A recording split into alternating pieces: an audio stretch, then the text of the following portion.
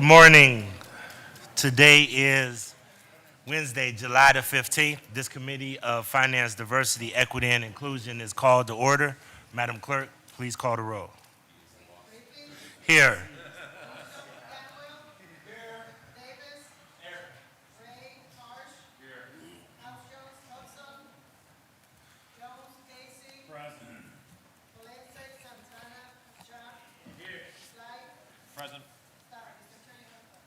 Thank you. We're going to always start out with guests, but before we go to guests, I do want to make sure that I clarify a question that was asked at the last Committee of the Whole, and I want to make sure that this is clarified with all council members, if I could. And the question was, in Committee of the Whole, do council members each get a vote on all the legislation or vote taken by committee? After asking the attorneys to review this question, the answer is council members signed the legislation by committee to record their recommendation of votes. Council members do not vote individually on all legislation. So under Council Rule 16, we called the meeting, I called the meeting as a whole for Committee of the Whole without objection for the purpose of conducting business generally with all committees present, and Rule 16 states that the rules of council shall be observed in the Committee of the Whole, and no roll call of yeas or nays are taken. Council members sign legislation by committee to record their individual votes. So as usual, under Rule 15, a majority of council members of referred committees report on legislation by signing the back of any legislation recommended for passage. Council members may speak when acknowledged by the chair, but do not individually vote on every piece of legislation heard in the Committee of the Whole. So this is the interpretation that we got from the attorneys. And the reason that I wanted to make sure we do that is because there's a couple of pieces on Committee of the Whole, and I don't want us to try to get into a long discussion about that because we have a pretty lengthy agenda. So for example, if you're on public safety or you're on public works, you assign your individual committee, and then if you're on finance, diversity, equity, and inclusion, you assign on that committee. So that's the way that rule works, and I wanted to make sure we clarified that before we move forward. The chair will acknowledge Councilman Shaw. Thank you, Chair. So just to make sure, we are not taking a roll call during No. Committee of the Whole on No. each individual piece? No. So then how will we know which piece makes it onto the floor tonight? It would be what is referred through the committee, as we do with all council meetings. Even if you are not a member of the finance committee, as a chair, we still acknowledge council members to make remarks. However, only the finance committee members will be the ones that will actually make the referral for the full floor vote, not all of the Committee of the Whole. Okay. Okay? So just wanted to make sure we clarified that so that I know that was a question that members had last time, and I did want to make sure I reviewed that with everybody. Okay? That being said, I'm going to bring up first the finance director, and this is ordinance number 689 to 2026. And I believe you have a guest with you, and I'll read this into the record. This is ordinance number 689-2026 as amended by Councilmember Griffin by departmental request. An emergency ordinance authorizing the Director of Finance to enter into one or more contracts with PFM Financial Advisors, LLC for as needed financial advisory and consulting services for the Department of Finance for a period of 1 year, with 2 one-year options to renew exercisable by the Director of Finance. And the amendment states there is no legal objection to this legislation if amended as follows. 1, in section 2, at the end, insert the Director of Finance shall provide written notice to the Clerk of Council whenever any purchase is made through the cooperative process, which notice shall include the details of such cooperative purchase. This is dated 7/14/2026, signed by Vishnu Ganglani, Assistant Director of Law. And Director, you have the floor, and you can introduce your guests. Okay. Through the chair to the committee, we have Jeremy Needfeld with PFM today to answer any questions you may have. Introduction to this bill, as you all will recall, about a year ago, I came to council with the idea to have a strategic advisor for the entire city instead of having each division contracting out a different advisor. Since then, PFM has become ingrained in several projects. They've helped us revamp our debt program. They were an integral part of that, and again, helped us keep a $68 million liability off of our books this year.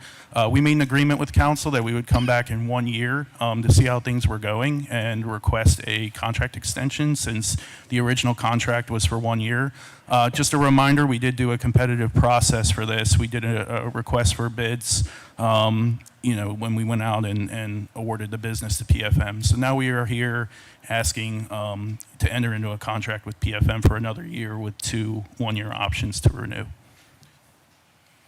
Okay, I do have a few questions, and I'll begin by asking, why is this contract structured as a retainer? How many hours of consultation did they receive and under the previous contract, and why not structure it under billable hours as opposed to not to exceed amount? So to the chair, it's more economical for the city. So I've done a lot of business with PFM when I was in Jacksonville, and the work that they have done well exceeds the retainer amount. So the retainer amount covers a span of services.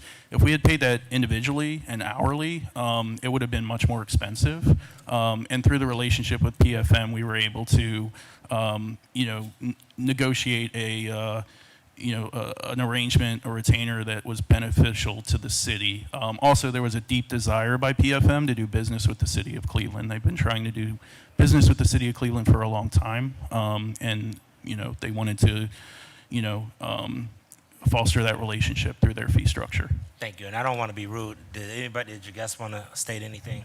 Yes, good morning, Mr. President. Jeremy Needfeld with PFM. Appreciate the opportunity to be here, and the relationship we've built with the city over the last couple of years has been great. Some of the innovative strategies we've helped implement have been beneficial, and we'll look forward to continuing to do that.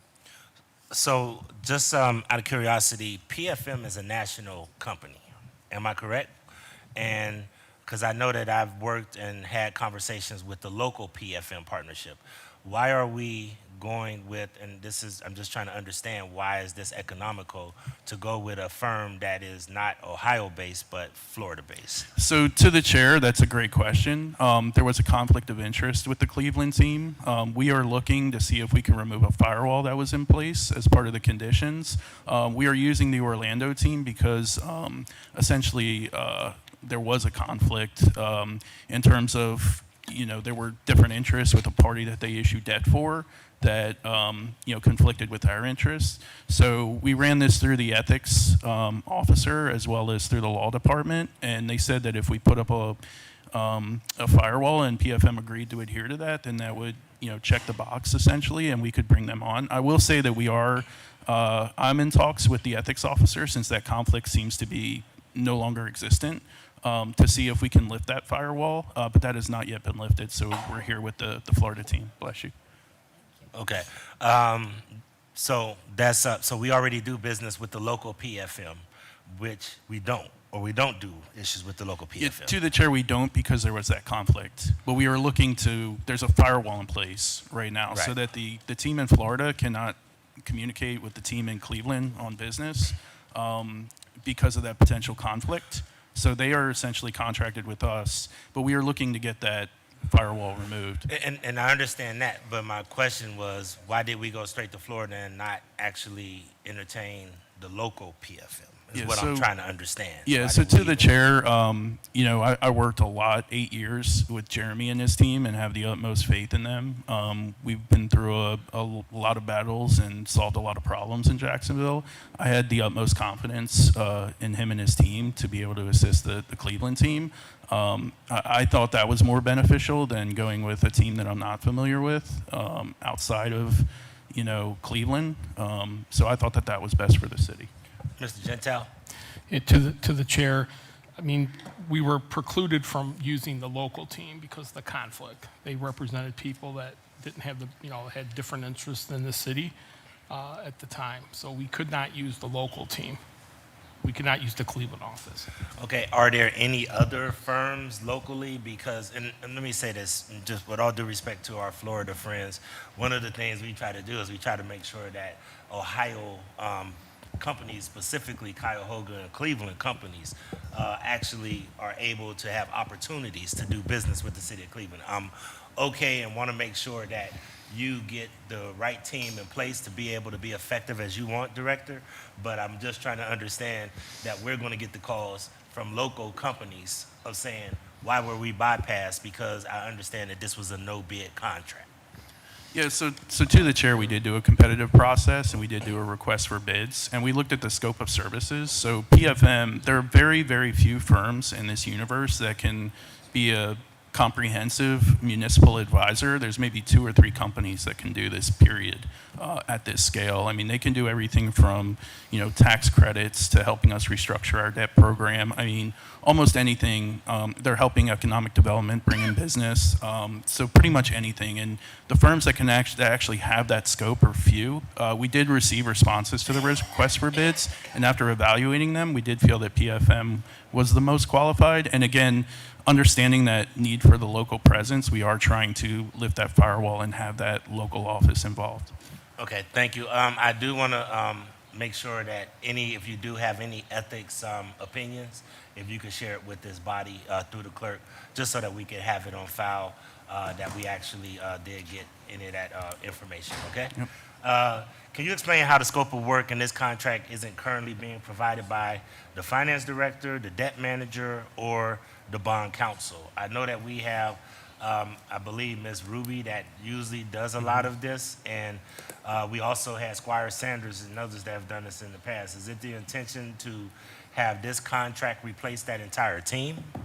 No, so to the chair, the intent is not that. We're not replacing anybody. This is more to complement. And again, we were already doing this. For instance, if just throwing out a division, economic development, needing an advisor on, some sort of, business relocation plan or something like that, they would go out and contract their own advisor. And then if CD needed an advisor, it was just kind of discombobulated. And, we wanted to centralize that and make sure that we had an advisor that really deeply knew the city.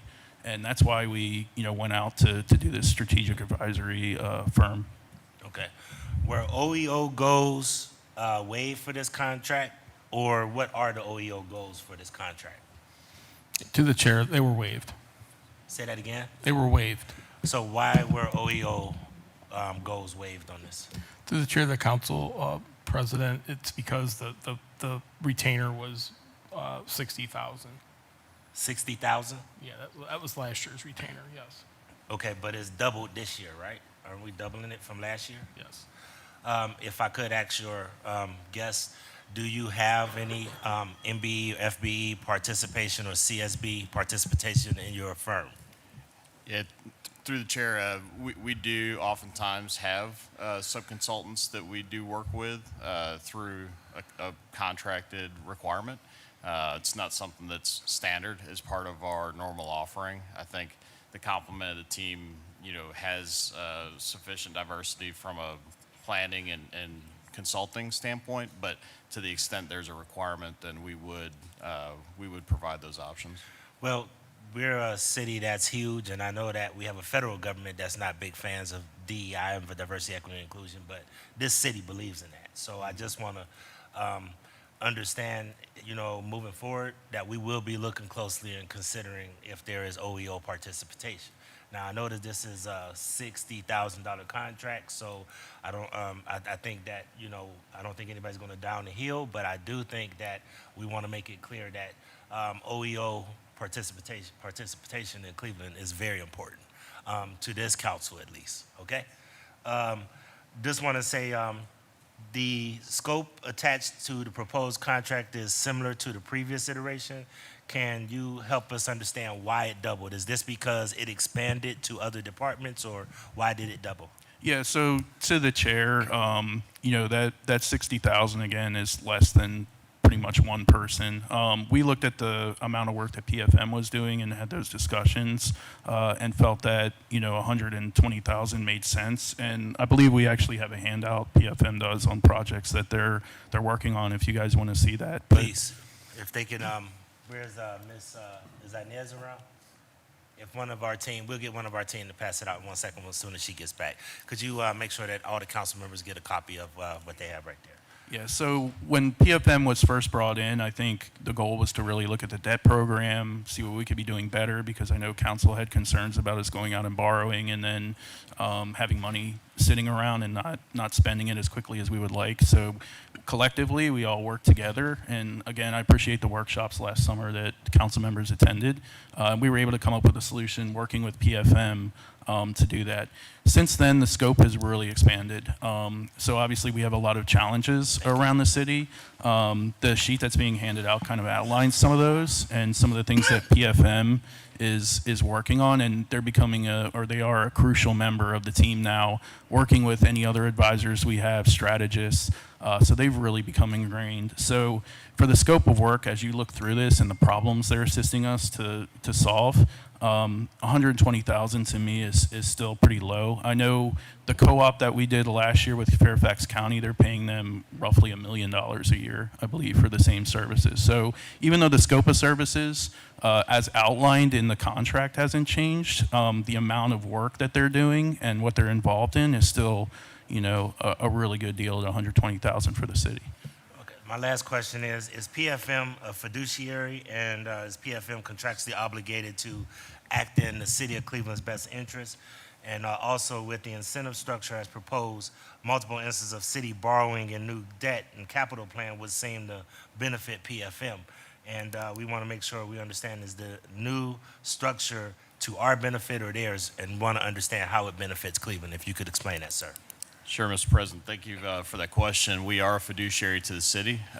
We have an obligation to provide financial advice per MSRB rules under the SEC in a way that benefits the city. So to the extent that we've helped restructure the debt issuance program over the last year and moving forward, we've demonstrated success in saving the city money in how the city issues debt.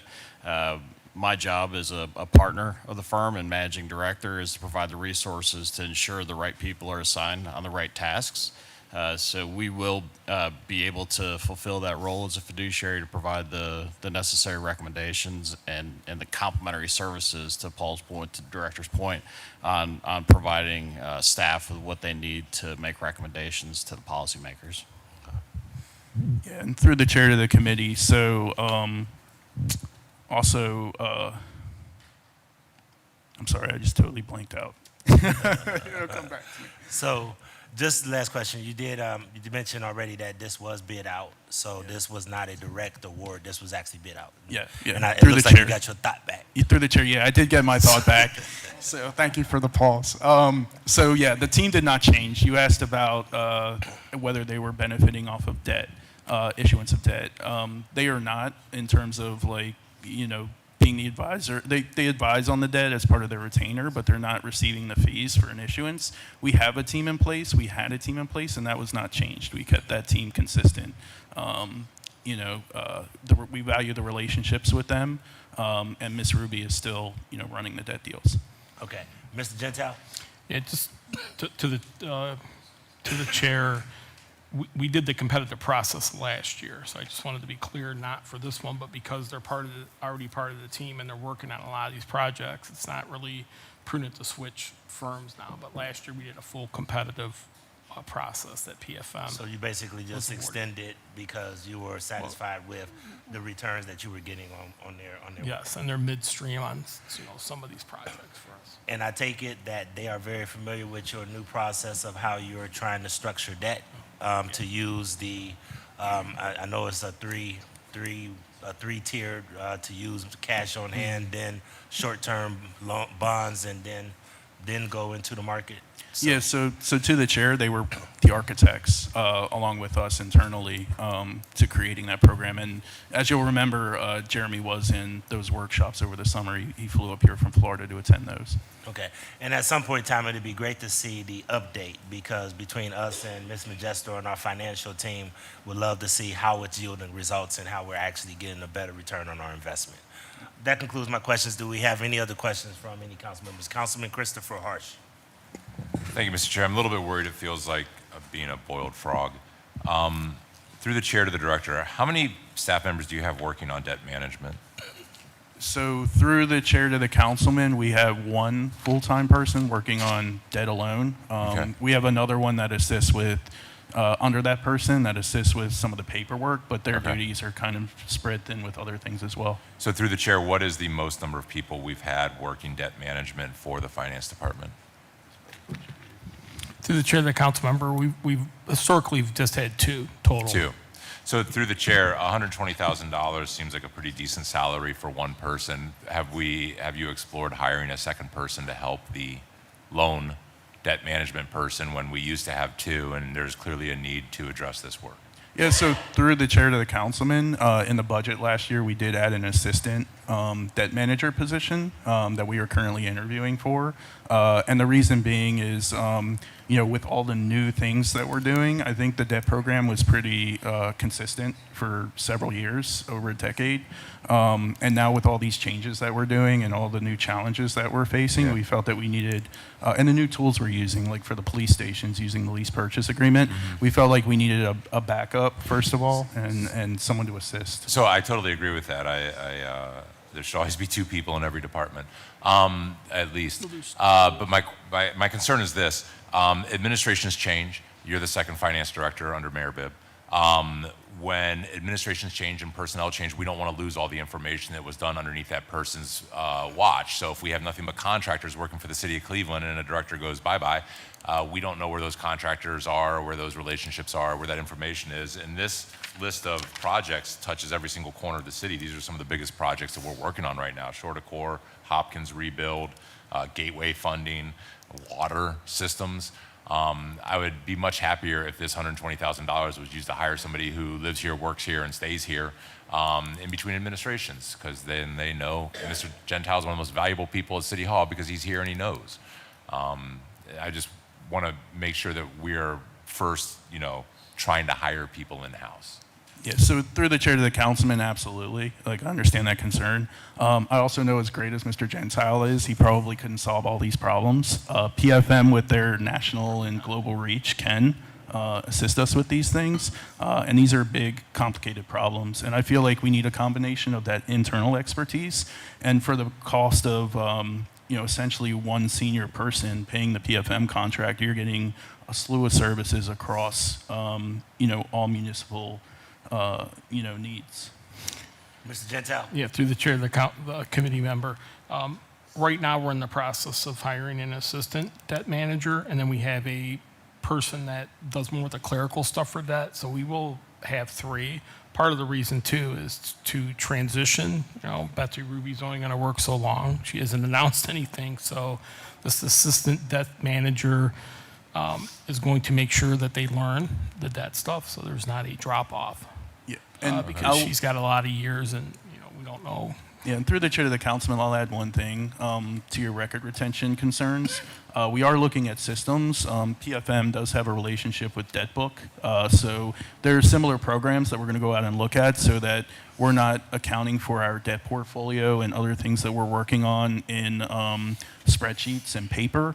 We want to make sure that we have electronic, modern systems at a reasonable cost. So those are things that we're exploring along with PFM, to your point, for knowledge transfer and to make sure that we have records of everything we're working on. Mr. Chair, I appreciate the time to talk about this. I think we need to make sure that the city finances are handled by people who are committed to the city of Cleveland long term. And I'm uneasy about having consultants on such, important work for the city, but I'll yield my time. Thank you. Thank you, Councilman. And actually, that's one of the reasons I asked those questions earlier about local firms and making sure that we have intellectual knowledge. because we want to watch this new transition very close to see how it's yielding results.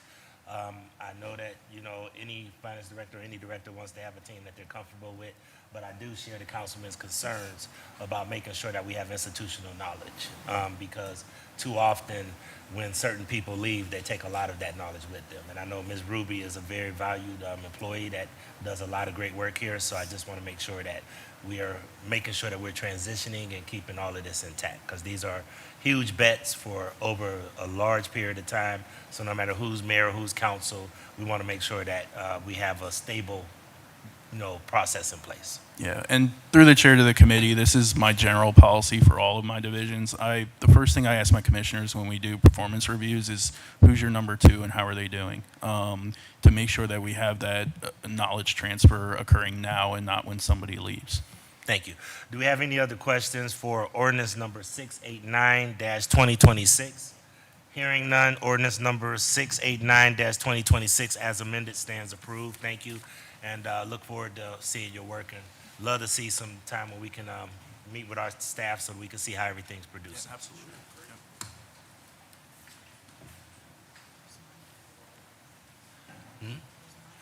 He had an issue this morning. He running a little bit we're behind.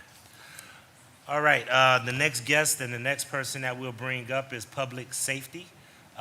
This is ordinance number 557-2026 by Mayor Bibb. This is an emergency ordinance creating a designated outdoor refreshment area and establishing requirements to ensure public health and safety within such area and declaring the same to be an emergency. Before I move forward with this and the guests come to the table, I believe this is in Councilman Starr's ward. Is this Councilman Starr's ward? I don't see him as a sponsor. Is this something that you wanted to be as a sponsor, sir? No, I think when it was initially put in, it was coming through the mayor's office. Okay. I did talk to the folks at Playhouse prior to it, but I think it was something the mayor wanted to get beyond. I wouldn't be mind being added as a sponsor. Okay, Ms. Inez, could you make sure that we add Councilman Starr as a sponsor to this? And as well, we'll go through this and anybody else if they would like to be added. This is an ordinance number 557-2026 by Mayor Bibb and add Councilman Richard Starr, an emergency ordinance creating a designated outdoor refreshment area and establishing requirements to ensure public health and safety within such area and declaring the same to be an emergency. I believe Special Assistant Reeves is going to present, or is it going to be Mr. Bruno? Special Assistant Reeves, you have the floor. Please introduce your guests. I know them, but everybody may not know them. Absolutely, thank you. Pleasure to be here with you this morning. We've got Bobby Bruno with Economic Development, who have been in close support in development of the DORA.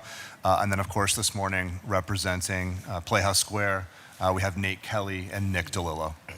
Okay, thank you. Just for the record, this was relieved by DPS. Is that correct, Councilwoman Santana? Okay, please proceed. So we're here this morning, of course, to talk about the DORA, Designated Outdoor Refreshment Area. If you could flip to the, I don't know who has the, perfect. There we go. You'll be up after this. So the establishment of DORAs here in Ohio is covered under the Ohio Revised Code Section 4301-82. A couple of details that I think it's important to know. First, the legislation and the beginning portion of the process is always initiated by the mayor and then approved through City Council.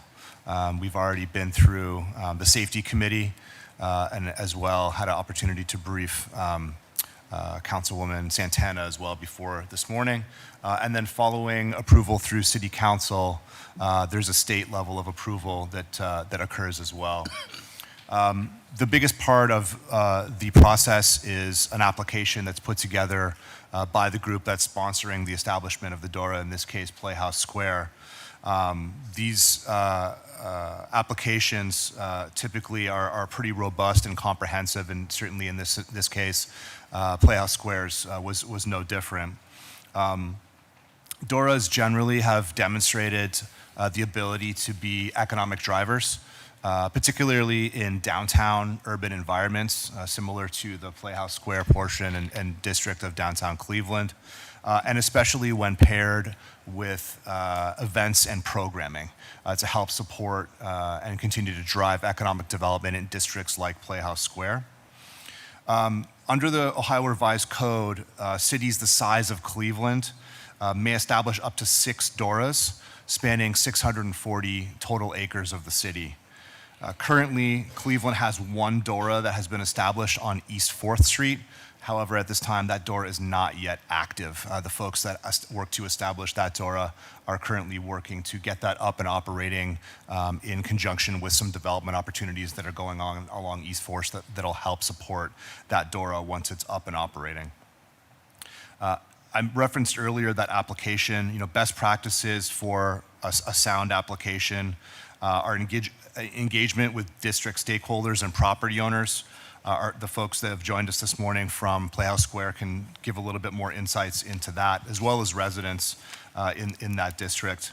As well as a strong safety and sanitation plan. We had a good opportunity through the safety committee presentation to get deep into the elements of that safety and sanitation plan, which is a big part of a successful DORA operation.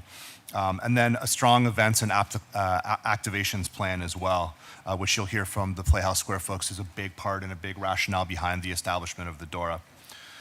Overall, we're exceptionally comfortable with this plan, mostly because of the partnership with Playhouse Square. They're certainly a trusted brand here in Cleveland. They have strong operational capacity and a proven track record for responsibly balancing risk and opportunity. There certainly would be at the top of a short list of trusted partners here in the city to help leverage economic development tool like the DORA to further strengthen their reputation as a world-class destination for arts and culture. And with that, I'll turn it over to the Playhouse Square folks to go through their presentation. Thank you. Nate Kelly from Playhouse Square. I want to thank everybody for their time and interest in this topic today. We've been working with council and the administration, and we've gotten great advice from City Hall to make sure that this goes great. What we're planning to do is operate a DORA so that around the Playhouse Square district, but in a limited capacity. The way that we will do it is initially and typically, even though Playhouse Square has the theaters that most people are familiar with, we also have 2 apartment buildings, a hotel, 3 parking decks, 18 different retail locations, and most recently, the Greyhound station.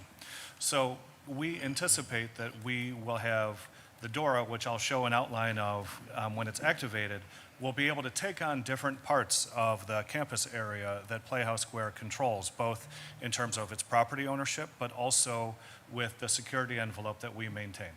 We hire a number of CPD that are with us for our own 24/7 security, in addition to auxiliary staff. And hearing from Councilman Polensek and the Safety Committee, one of the number 1 priorities is safety, in addition to making sure that maintenance and trash pickup is a priority.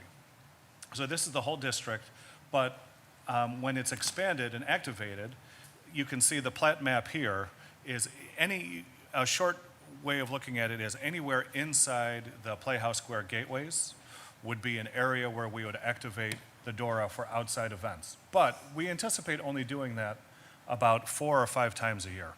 Events like Tri-C Jazz Fest or Borderlight Festival that was last weekend. Perhaps some people have attended other events throughout the year. That's when we would activate the outside portion of the DORA. This allows us to use the vendors that are already Cleveland-based.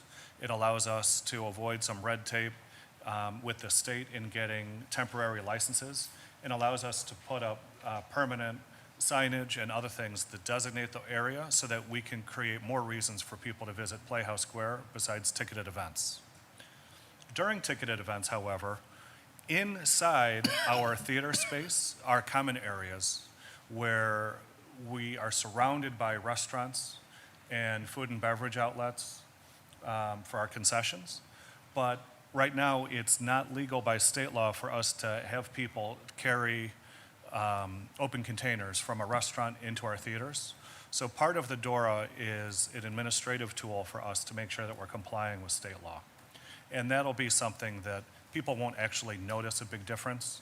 It's intended to make sure that we're compliant, but also exhibiting the same level of safety and control of open containers that we've been doing for years. Our priority is on cleanliness. We have a designated liaison with the city so that anytime there's an issue, well, first of all, there won't be issues. We'll make sure that that doesn't happen. But if we have an issue or anybody wants to communicate to us, we have that already in spades.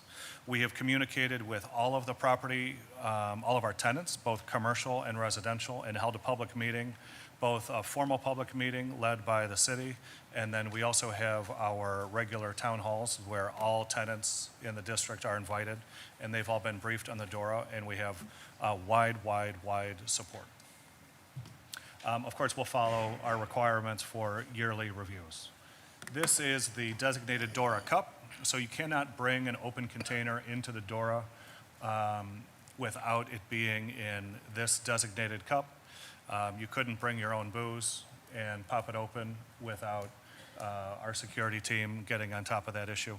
So we also have signage and additional garbage cans throughout the district so that when we do activate the DORA, it's tidy, it's secure, and well-maintained.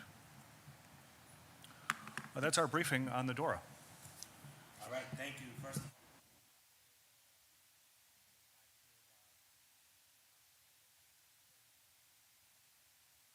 Yes, Mr. Chairman, and to my honorable colleagues and to the representative of Playhouse Square, we asked some very important questions as it pertains to public safety, as it pertains to litter, as it pertains to the geographical area. We wanted to make sure that nobody from the outside was able to carry in open containers and be disruptive, and they assured us that there would be proper security, that the perimeters would be policed, and that all litter would be picked up, and that the beverages served would have to be in a special container identified as the DORA on the containers for the public safety personnel that would be working. So after long discussions and debate, we supported it unanimously. thank you. Councilwoman Santana, you allowed this to go to committee of the whole? Yes, thank you to the chair. I met, and first of all, I want to confirm that Councilman Starr, did he say that he's a sponsor on this piece? Did actually be added to the legislation. Oh, okay. Yeah, the only concern that I had, and I was sharing with Lucas, was I was at Columbus, and I wasn't sure where the designated area was. So let's just say I'm carrying a drink, and I'm out the line, you know what I mean, and the police stop me. Would I get a ticket, or a citation? So I'm not sure how that's going to be clear around the geographic area. Absolutely. So anytime we have one of those 4 to 5 events we have each year, there's going to be barricades, and there's going to be Okay. 2 or 3 points of entry and the same points of exit, and we'll have staff security guards there. So at that point, you'll know exactly when you're in the Got it. space. Okay, thank you. All right, and if I could just add to that before I go to Councilman Slife, that is similar to what you did with Tri-City Jazz Fest, right? Because I went down to Tri-City Jazz Fest and it was pretty much operable there, right? The exact concept, yes. Okay, thank you. Councilman Slife? Thank you, and Councilman Casey has to be on too. I apologize for not having been able to be at the safety committee when this came up, but I want to share, I'm a little confused because I feel that the way this is being represented is just a fundamental disconnect with what DORAs are supposed to be. So if you've been to Cincinnati, along the riverfront, there's a large development, like what would be planned for the lakefront maybe, or the flats or something. And when my wife went to a concert there 2 weeks ago, you can walk out, not because it's a special event, just because it's any day of the week, you can buy a drink, you can walk through this entire development, you can go to shops, you can just in this area have a beverage. And my good friend of mine lives in suburban Columbus. Any given Saturday in Powell, Ohio, you can walk and get a drink at the brewery, and then walk to the art gallery next door. And as long as you don't go out of this area that's signed, you're allowed to have an open container. So I'm confused by a couple things. One, why this is being presented as being around limited special events, because that's not the purpose to me of Adora. Adora is supposed to be that this is a permanent thing. I mean, I think we have street festivals around the neighborhoods where we have specific beer tents, and businesses will ask, well, why can't it just be like an open container zone just for the day? And we're like, well, there's no such thing as an open container zone for the day. You either have a beer tent or you go through this process to establish a designated outdoor refreshment area. So I want to hear a little bit more about a response to that in a second, but the other discomfort I have with this is under Ohio Revised Code, we're only allowed to have 6 of these citywide. So this would be number 2, right down the street from another one. And so what happens, are we gonna now have a 3rd one on the lakefront and a 4th one on the riverfront? And what happens if in just any other Cleveland neighborhood, somebody wants to explore the opportunity to have an outdoor refreshment area? So maybe at, I don't know, 25th and Clark, people could buy something at Centro Via and walk next door to the place. If that's appropriate, people want to do that there. I'm confused as to why we're not combining the one on East 4th and the one in Playhouse Square, and at risk of, I don't understand the controversy between someone buying a drink at Parnell's and walking to Progressive Field. That's the intent of Adora. Or someone having dinner on East 4th, having dinner at the Dolly Parton place and getting one more drink for as they walk down Euclid to go to the theater.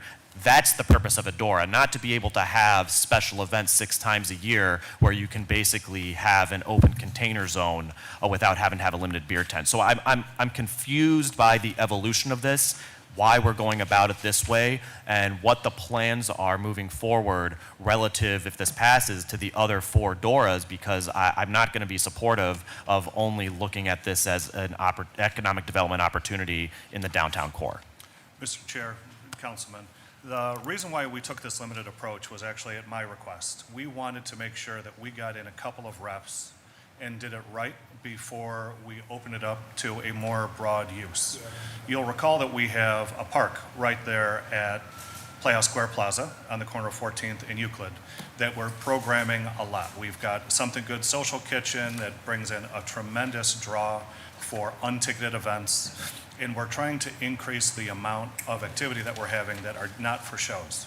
But we want to make sure that we don't screw it up. If we have one bad incident, then it can be detrimental to all of Playhouse Square and the 1.3 million visitors that we have every year. Not to dunk on the Rock Hall, but that's twice their visitors. And so we want to make sure that we do it right. My ambition is that after we've put in some reps and people know how to use Adora in Cleveland, that we could expand it. I love the idea of combining ours right down Huron to a Gateway District Adora, but would defer to the city when the time is right to do something like that. Okay, so thank you. To the mayor's administration, is there a legal mechanism to combine? So, okay, again, would be 2 out of 6. Are we able to combine 2 into 1 and still have 5 others? I guess I don't think people buying $14 wines are the ones that I'm worried about creating problems downtown. I think people right now can just come downtown and create problems if they want to. So I guess I'm a little less anxious about this than others are, because it's happening in Cincinnati very fluidly, it seems. But can you walk us through, if this passes, what happens are we going to come for a Flats Dora, a Lakefront Dora, and now we have 4, and then Brian Casey at some point wants to explore this in his neighborhood, but we've tapped out all 6? Through the chair to the councilman, it's interesting that you referenced the Dora in Cincinnati. That's the banks that connects the 2 sport facilities there, both football and baseball, very similar to our Gateway District, and the potential for what our Gateway District could be leveraging an economic development tool like the Dora. I think first, the ability to expand Doras is absolutely possible. So the boundary that's being presented today, we could come back and look to expand that Dora. I cannot exactly say whether or not two Doras could be merged together, but I'm fairly certain that there was a way that you could unwind one Dora and expand the boundary of another to encapsulate that area, thus preserving your ability to have additional Doras outside of that district. So I think the other main thing that I do want to echo that Nate mentioned from Playhouse is really wanting to get this right, wanting to make sure that we do this in a safe way, get it right, and then look to be able to expand beyond that, because we do understand that these Doras are a true economic development tool, and we want to be able to leverage them as such.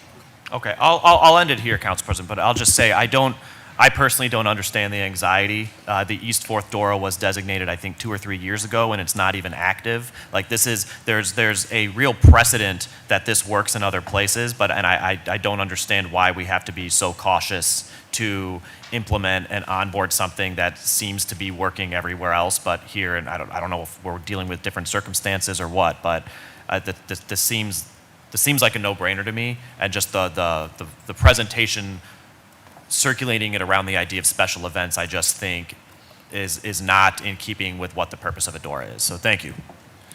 So just to add on to his question before I go to Councilman Starr, why can't we just do that?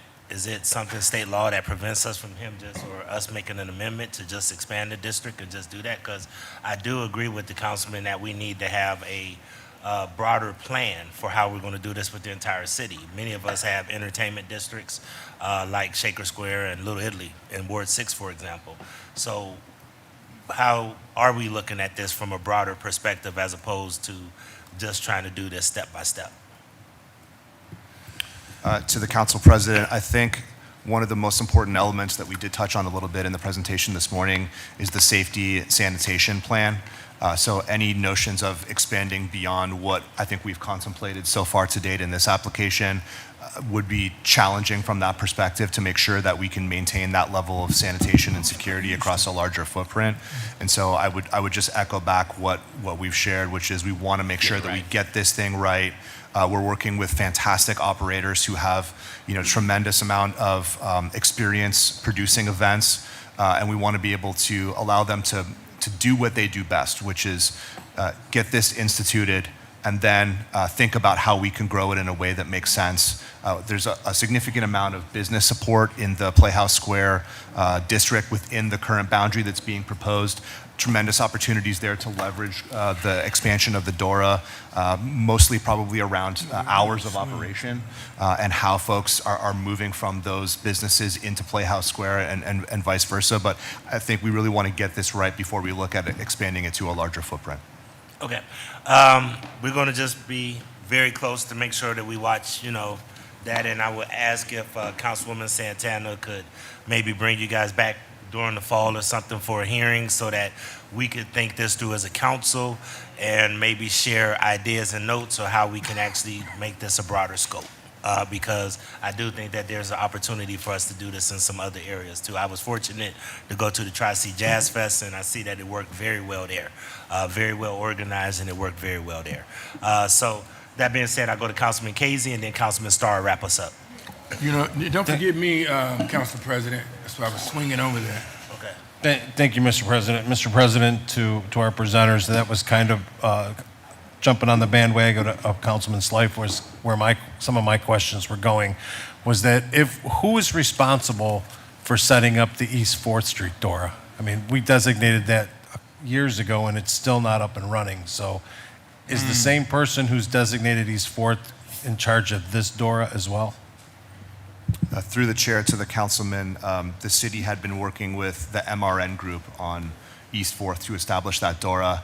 The MRN group is going through a development project on East 4th currently to put some additional food and beverage operations right there on the street to complement that Dora operation. And so they're waiting to launch that Dora until that development is complete.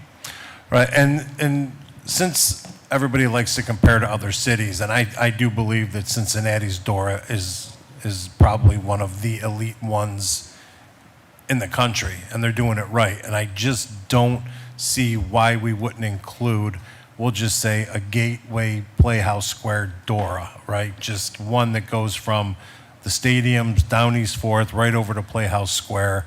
And it just, again, when we haven't got the first one right, I don't see this second one being successful, especially when it's not an always DORA, it's only a special event DORA. So that's just my opinion. And, Mr. President, this piece of legislation did not come to us by departmental request, and there was not a council member designated on this piece of legislation. So, Mr. Chairman, and I hate to put you in this situation, but where's the mayor? This is his piece of legislation. How come it's not by departmental request, it's by the mayor himself? How come he's not here to present his legislation? Through the chair to the councilman, the mayor had been involved in working with Playhouse Square to make the connection here. Strong DORA applications always involve a lot of collaboration between the applicant and the folks that are putting together that application, in this case, Playhouse Square. He asked that I take the lead here and work cross-functionally with the departments here at City Hall. We've had a lot of engagement with public safety, with city planning, with other departments across the city to make sure that we have the collaboration to vet through this application, make sure that it satisfies the needs that we have to make sure that it's a successful application. And so we've brought it forward through that process. Well, and Mr. Chairman, and again, this is not a knock on you, maybe it's just a knock to whoever's here listening across the hall. It's tradition that when a sponsor of a piece of legislation brings it before anybody, that they show up, even when council members do it, right? We have to present, we have to be the one to defend it. So it's only appropriate for any piece of legislation that is not by departmental request that the mayor is on, that I believe the mayor should be here to present that piece of legislation. This isn't the only piece of legislation that we're going to hear today that just has the mayor's name on it. So with all due respect, and I can appreciate and I understand the situation that you're in by asking, but in this piece and any piece that is presented just by the mayor should be here as a show of respect to the council and the legislative process to be here and to present the legislation himself. Thank you, Mr. Chairman. Thank you. Councilman Kevin Conwell, and then Councilman Richard Starr will wrap us up. All right, thank you very much. Listening to Councilmember Casey and listening to you, Mr. President, you requested that they bring this back, this project back in the fall. Is that correct, Mr. President? What I asked is if they could work with the councilwoman to talk about how we can roll this out and what the plan is to do this citywide. All right. So if the councilwoman under DPS can actually maybe bring them in for a hearing and talk about this further. Okay, so right now, through the chair, you guys are doing a case study and you're in the implementation of this, is that correct? Through the chair. Of the DORA. I mean, I dig it, it swings, man, it swings. So you in the implementation of it, is that correct? Through the chair to the council member, if I understand your question correctly, we're looking to have the DORA established so that Playhouse Square can get it up and operational. We will be working very closely in collaboration with them as that implementation occurs to make sure that it's going in the way that we've all planned and intended it to. And then to the council president's point, look to the fall to have conversations about how that's going, even though it'll be very early on in the implementation of the DORA, but look at opportunities to expand it and be more inclusive. And so are you working on the DORA right now as are you presenting to us through the chair to, I forgot your name, I see you in the halls. Through the chair to the Councilman Lucas Reeve, Senior Advisor in the Mayor's Office. Yeah, this morning the legislation before you is for the establishment of the DORA. So are you working on it right now? Have you started working on it, putting systems in place to work on it? Through the chair. Through the chair to the councilman, after the DORA passes, if it should pass through city council approval, it would then move on to the state for their approval, which would then provide Playhouse Square the opportunity to actually launch and implement the program. And so the when, through the chair, you'll start executing on it. Councilman, we're ready. You ready? We're ready. We have worked with the administration and different departments around security, signage. All of the work is at this. We're ready to cross the Rubicon to get your approval, then the state approval. Then we will start to run it. We'll run it in a limited basis. Once we feel like we have enough reps, we'd love to come back and talk about expanding it. One of the benefits right now of the district as drawn and proposed is we own all the property. All of the tenants that are in that property have to adhere to our operating hours, that sort of thing, that's controlled by their leases. So it is a limited run that we can control most of the levers.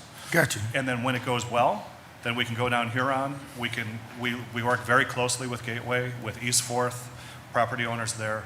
But we have to negotiate and work with them instead of just be in charge. So that's one of the reasons why having this limited rollout is beneficial to the city and to Playhouse Square. Yeah, so if everything goes well through the chair, you expect to execute on this when? When you guys approve it, we'll take it down to the state. I don't know how long the state will take, maybe 6 weeks. And then we'll constitute our oversight committee, and we'll be running it immediately thereafter. I'm going to guess, what is it, before end of September? Okay, yeah, that's what I was getting you to. Now, you mentioned that you were going to the chair, evaluate it first, and then bring it to the other key stakeholders through the chair to, because that's what you mentioned when I was walking in. So there's a requirement of an annual formal evaluation with the city. We will make our own assessment about how well it's running, how many times we want to activate it. We're going to talk to our tenants, to our operators. We have 2 new operators coming into the district that will have more beneficial hours. That'll be more like what's in Cincinnati. Looking forward to announcing those. And so that'll give us the opportunity to start moving west Gotcha. in Adora if the neighbors want it. You know and the what? city wants it. Through the chair, let's say, for example, and we would love to have it, after the evaluation process, you hit your goals and objectives in University Circle. We would love to have that there. But I'm going to say this and close out. University Circle is different than Playhouse Square and all these other areas. So you set your systems in place, but as other areas have different, goals and objectives, or it's not a one-size-fit-all because of the culture of these different communities. You see what I'm saying? Through the chair to whoever want to answer that. Yeah, through the chair to the councilman, absolutely. And that's why I think 2 things. One, to have a strong, successful DORA, you've got to have a great partner, in this case, Playhouse Square. For University Circle, I couldn't speculate necessarily who someone like that could be, but you would need that. It's an important element. And then, as Nate described, the level of engagement with business owners, property owners, and residents is significant. Gotcha. You want to make sure that all those people are on board, understand what's happening, and feel like they see themselves in this. And that it can be an economic development tool for them. And so all those things come together to help create the atmosphere for a successful application. So to look at other neighborhoods, you would need all those things to come together. So through the chair, you studied this project elsewhere in Cincinnati and other places, and you looked at what was successful, and you looked at the barriers and all of that through the chair. Through the chair to the councilman, yes, and had an opportunity to speak with a number of folks in other cities who run DORAs as well to understand that the operational piece that is critically important to a successful operation of a DORA. And interestingly enough, I'll just share one kind of anecdote with you all that I thought was very interesting, which is that some of the businesses that saw the greatest impact, economic impact from the establishment of a DORA are retail businesses. Where it's where you have a mix of traditional retail businesses, bars and restaurants, and events that kind of tie all those things together. That's really where you see really successful DORA operations. I think we have a lot of those pieces in place in Playhouse Square, and I think we have the ability, as Nate described, to evaluate and look towards expansion to help think about how we use this tool to fill empty storefronts, to bring more people downtown, to have greater walkability and connectivity amongst the retail environment downtown. This is an important piece to help get us to that place. So when you go through your pre-testing and post-testing through the chair, and that will be part of your evaluation process, is that correct? Pre-testing in the beginning, where you at with the door, you looked at lessons learned, what's going on in Cincinnati, because you can't just say you're going to evaluate something and you don't have the tools to evaluate. So you take the tools from Cincinnati, pre-testing, post-testing, what might be different from the outcome measures, and you could use that, what you studied here, to post-testing in other communities. That's what I'm saying, through the chair. Yeah, through the chair to the councilman, I think that's right. I think we've done the work up front, as you described, to understand what success looks like in other places.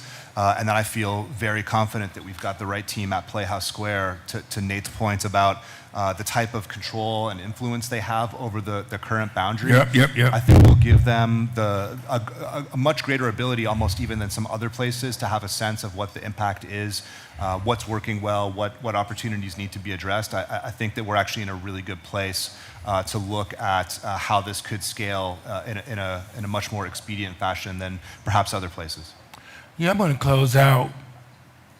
I'm very interested, through the chair, and what else that evaluation would be able to tell you what we can add to it or take away from it, or then we could bring in the arts to correlate with it to see what can we put in there as well. So it'll be very interesting. I want to see it. Thank you. Have a good day. Thanks, Mr. President. Thank you, Councilman Joseph Jones. Thank you, Mr. President. To the members who are assembled here for Playhouse Square, looking at your, hearing the testimony of the whole situation here, on page 5 of your subject area expanded, would that be everything that's included in that black zone that's outlined?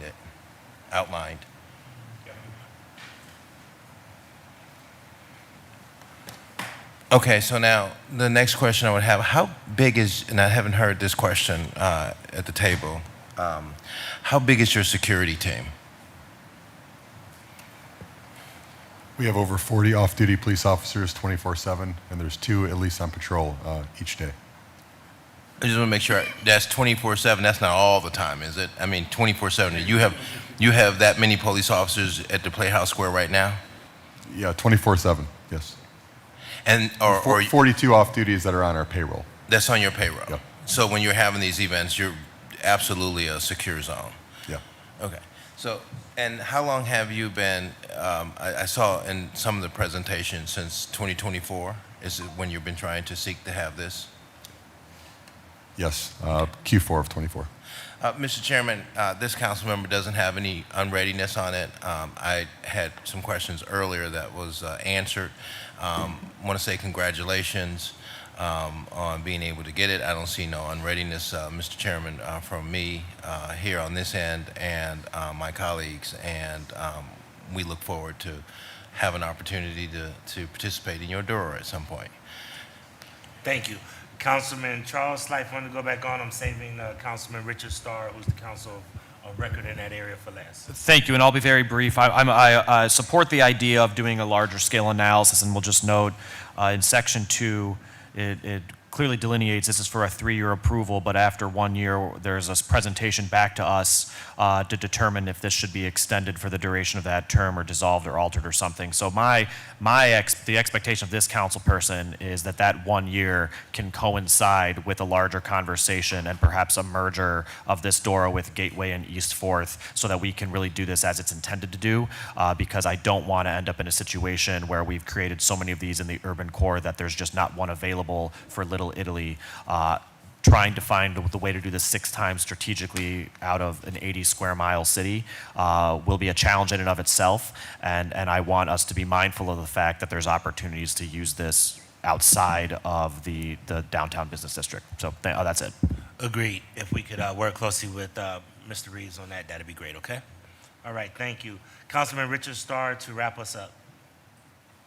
Thank you, Council President. I'll be as quick as possible. But one of the questions I was first to say thank you to Playhouse, thank you to Nate for reaching out to me earlier this year about this opportunity to expand a door in the Playhouse district, which is understood from our conversations what was the need, as well as from the Jazz Festival, different other activities that you have within the city, activating the downtown space. But I do have a question I would like to ask, obviously, to Mr. Reeves. So, Mr. Lucas Reeves, you're the senior advisor to the mayor. What do entail is that basically as far as your job description? What is your basically day-to-day responsibility as the senior advisor to the mayor through the chair? Through the chair to the councilman, as a senior advisor in the mayor's office, I work on a daily basis to help advance key priorities of the mayor's office. Some of those things are longer-term projects. Some of those things are something that needs to get figured out by the end of the day, and everything in between. A lot of my work recently, as you know, Councilman, has been related to downtown efforts, working as a liaison between the mayor's office and various other organizations downtown to help, further strengthen downtown. All right. The reason why I asked that because I know back in April, you reached out to bring this conversation to me. And the thing is, from your standpoint, you basically work with the mayor on top priority initiatives that he deemed is something that he wants to make sure he has a close eye on and be able to get those projects to the finish line and provide day-to-day support, which is needed on projects, especially if it's something that the mayor is pushing and want to see through. Having eyes on it is important. I know you reached out to me back in April of 2020, April 29th of this year regarding this conversation with the possible legislative support.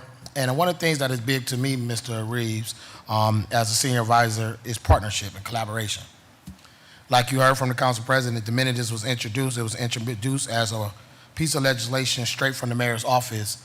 But meanwhile, I've already had conversation with the Playhouse folks about this opportunity. And then therefore, once it was getting ready to come to a committee, I received some information from you. And I don't see that there was really that much communication as far as collaboration if it's going to be introduced as something that the mayor wants. When I met with the Playhouse, I told them that I got support on it. Then on the back end, I hear from you. And then it's like, okay, this is just something the mayor wants to do. And I think that sometimes is where things get tricky for me because I want to be a partner. I want to collaborate and I want to see things get done. But sometimes when it's like you're not invited to the cookout, you're just not invited to the cookout. But then now we're here at the cookout. Now it's like, do I want to participate? Do I want to grill? Do I want some burgers? Do I want some drinks? And at times it seems as if you're not welcomed.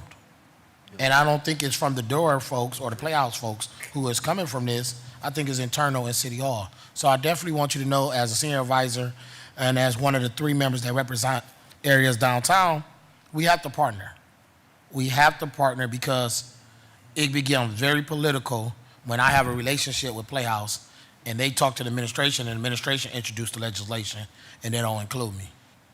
That's when it gets big because then we're at the table and I'm asking to support something, to co-sign on it on the afterthought as if it doesn't need legislative support. Because through this process that we had through our charter, it could be introduced by the mayor, but I could single-handedly ask my colleagues not to support something because I was not included on it from the mayors, not from the actual applicant. So I want you to understand, Mr. Reed, as a senior advisor and working on top priorities with the mayor, and if it's something that he has a priority with and is dealing with the council or dealing with the city, I'm urging you to connect whatever council person in that area as early as possible because the applicants are contacting us first, and then it just goes through the administration as if it's just you single-handedly bringing it council without the partnership. I just want you to know that from my standpoint. And then also, I definitely would be remiss that I know you did handle other priorities. So what is the status on this East 4th door project and this initiative? The reason why I asked this is because earlier this year, as early as April, May, as well as in June, I've been sending communications with you, Matthew Moss, and other people from the city about some of the challenges that I've heard from residents that live on East 4th involving this door, in which they have some issues with noise levels. They got issues with people being actually over drunk out on East 4th. The sanitation and cleanliness is not being addressed there. And I've been able to connect with Director Laird and his team to talk about this, but I have no communication from you or Matthew Moss regarding this, as if this is not a priority. So through the chair, it's East 4th issues that these residents downtown, who is a community as well, are dealing with related to the East 4th DORA. Is that a priority for you, Mr. Reed, through the chair? Through the chair to the councilman, I think as it relates to East 4th and what I understand to be an update on the DORA is that the folks that had submitted the application, MRN Group, are waiting for the development to be complete before they launch the DORA on East 4th. So for this moment, the DORA is not yet active on East 4th. Now, that doesn't mean that any issues that are happening on East 4th are not a priority and need to have some collaboration and communication around looking to address those things. My suggestion would be that you and I get together at some point very shortly to talk through any public safety issues, any cleanliness issues, and we can start to muster cross-departmentally here at City Hall in collaboration with your office to do the level of engagement with business owners and residents there to help ameliorate some of those issues that are going on, because it's certainly an important one, and I want to make sure that it gets the airtime that it needs. Thank you, and I think that is important that you said you would welcome the collab, because, like I said, I've sent emails in communication about this. Thank you to Director Laird for responding, calling me, connecting, and seeing and ask what his team can do. But I haven't heard nothing from you or your team about what you can do to help with a DORA or the actual outdoor activities that's going on in East 4th. Like I said, there's residents that live there, live up at top of those apartments where a lot of those retail places and restaurants are going. And if they're not supported, then there's a problem. And I know you mentioned, you said the MRN Group. I haven't met with them either. I don't know who they are either. But I know they took away one of the actual valet spots where tenants used to be able to pull up and unload their groceries to go upstairs. They took that away. Then they blocked off the side of East 4th from Prospect Ave, which is a place that they was able to pull away, and they took that away, but the side on Euclid is still active and open. So there's a lot of challenges that is going on long before the DORA even exists with that East 4th Street. So if you're helping with possibly working on DORAs and downtown initiatives, as well as other important key elements from the mayor's office, I need some response when I reach out. And I would not sit here and say that I am responsible on every email. Sometimes I miss emails too. It happens when you're working. But at the end, I know I responded 2 or 3 times, full communication, and I haven't heard nothing from the mayor's office as far as from you and Matthew Moss, who I thought is the ones that I go to when it comes to this type of issues. But like I said, I do give kudos to Director Laird because he was responsive. He started talking through. He said, hey, what can we do to get together? And I was trying to pull in my last response an opportunity for us to get through, and nothing has came out. So I would look forward to wanting to connect with you and also want to ask some questions for this upcoming DORA because I don't want to see some of the challenges that we may have on East 4th expanded to East 14th Street or in the Playhouse District area.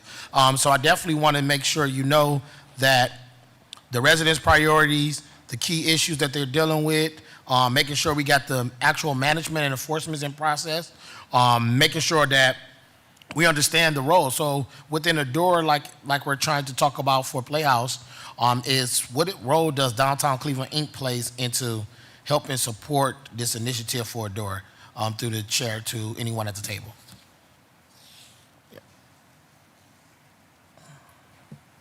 None. They don't play none? Okay, so therefore, if something is needed or updated, it'd be directly with the Playhouse Yeah. through the chair? I mean, we'll coordinate with them because of their clean and safe efforts, and whenever there's signage or communication going on, that is what we do daily. But in terms of ownership and making sure it goes well, that's going to be on us. If Okay. it does expand, as Councilman Slife has advocated for, then we'll need a different level of oversight and ownership that handles multi-ownership properties like DCI. Perfect, perfect. And then I know you did talk about the different current security measures, ambassadors, and support that you have, which is important. And then also, I know I was looking up as we was discussing this, from the internet, it was basically saying that the distance for a door is allowed to carry alcoholic beverages 1 foot within a specific city boundary. In Ohio, the state regulated the size limit for a single door up to 640 contiguous acres, which is roughly 1 square mile for large cities. So from that standpoint, if we were to expand, just from my small math, from East 4th to possibly East 14, 15, is that close to being 1 square mile, through the chair? Through the chair to the councilman, we haven't done that analysis, but my understanding is that that 640 number is pretty large. You can take up quite a bit of area, and I would be shocked if one singular DORA downtown, as described, takes that entire area. So we would still have additional space to deploy in other areas of the city. Yep, and I think from the standpoint that you heard from a couple of my colleagues, it would be the smart thing to do if we're going to do it, instead of having just single areas, and then create more so a collaboration. And then also, if there is ways to involve Downtown Cleveland, Inc. to help support the initiative, I think that would be great. But one of the main things that is important to me is just making sure we have checks and balances in place, because the minute something goes wrong, receiving all the calls to me is not the best thing. At the end of the day, I need to be able to connect with who is responsible to hold each other accountable, and how do we make sure the city services and resources that is needed to explore DORA actually take place. And as far as this ordinance 557, Council President, thank you for making sure I was at it.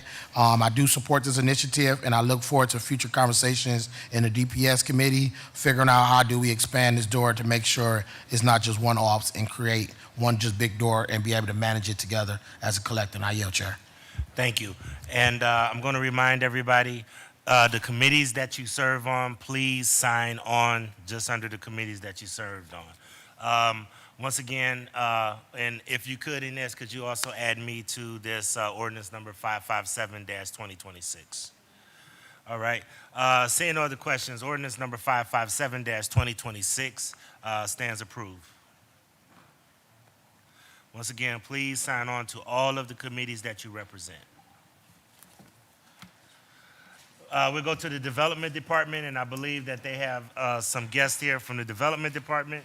I will start out with companion pieces 695 and 696.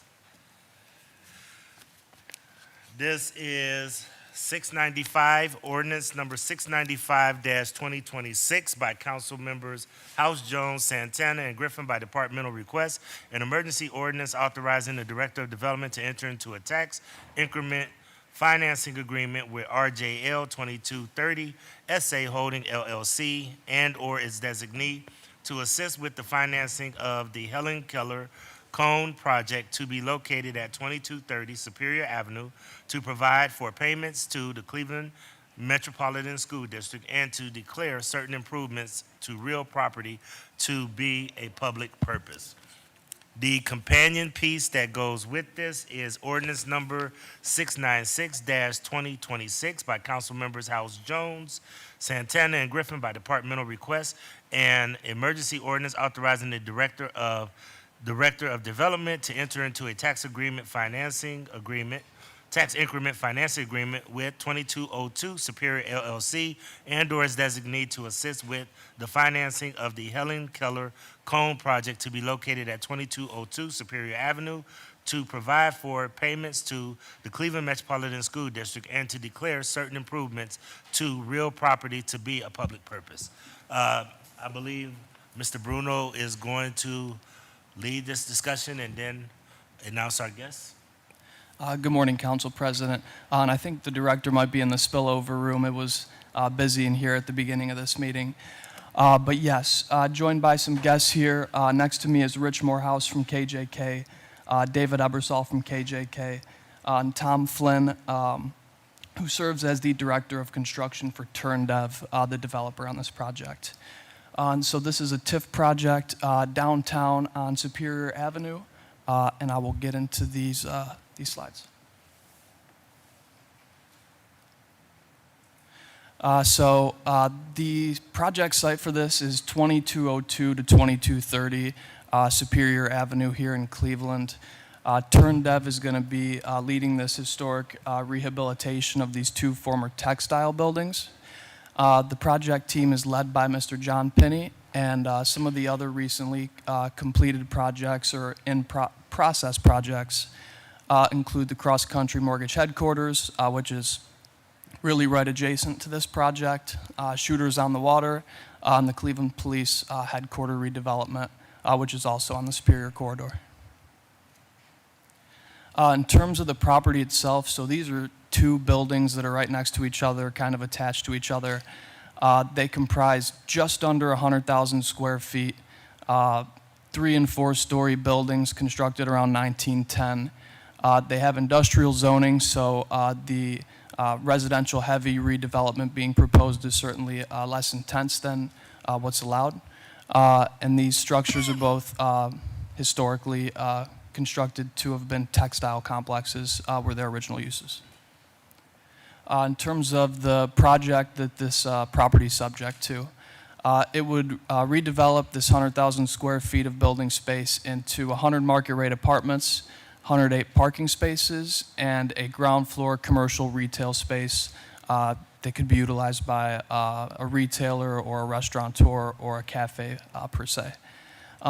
Those residential units will break out to be 84 one-bedrooms and 16 two-bedrooms, and through the management of the residential community and the inclusion of the commercial space, project is going to create 7.5 new full-time equivalent jobs. Total project cost will exceed $45 million, and each building, just for some context about the two pieces regarding the TIF, each building sits on its own parcel, has its own ownership entity, so technically it is two pieces of legislation to bring this TIF project forward. This project is subject to an expanded community benefits agreement that has been finalized between TurnDev and OEO, including some other various projects that TurnDev is doing around the city of Cleveland. And in terms of this tax increment financing projection, estimated total value is $3.7 million benefit to the project over its term. We project that CMSD will benefit about $6 million from the project over the term. This would be a non-school TIF for 30 years at 100% of those non-school tax millage.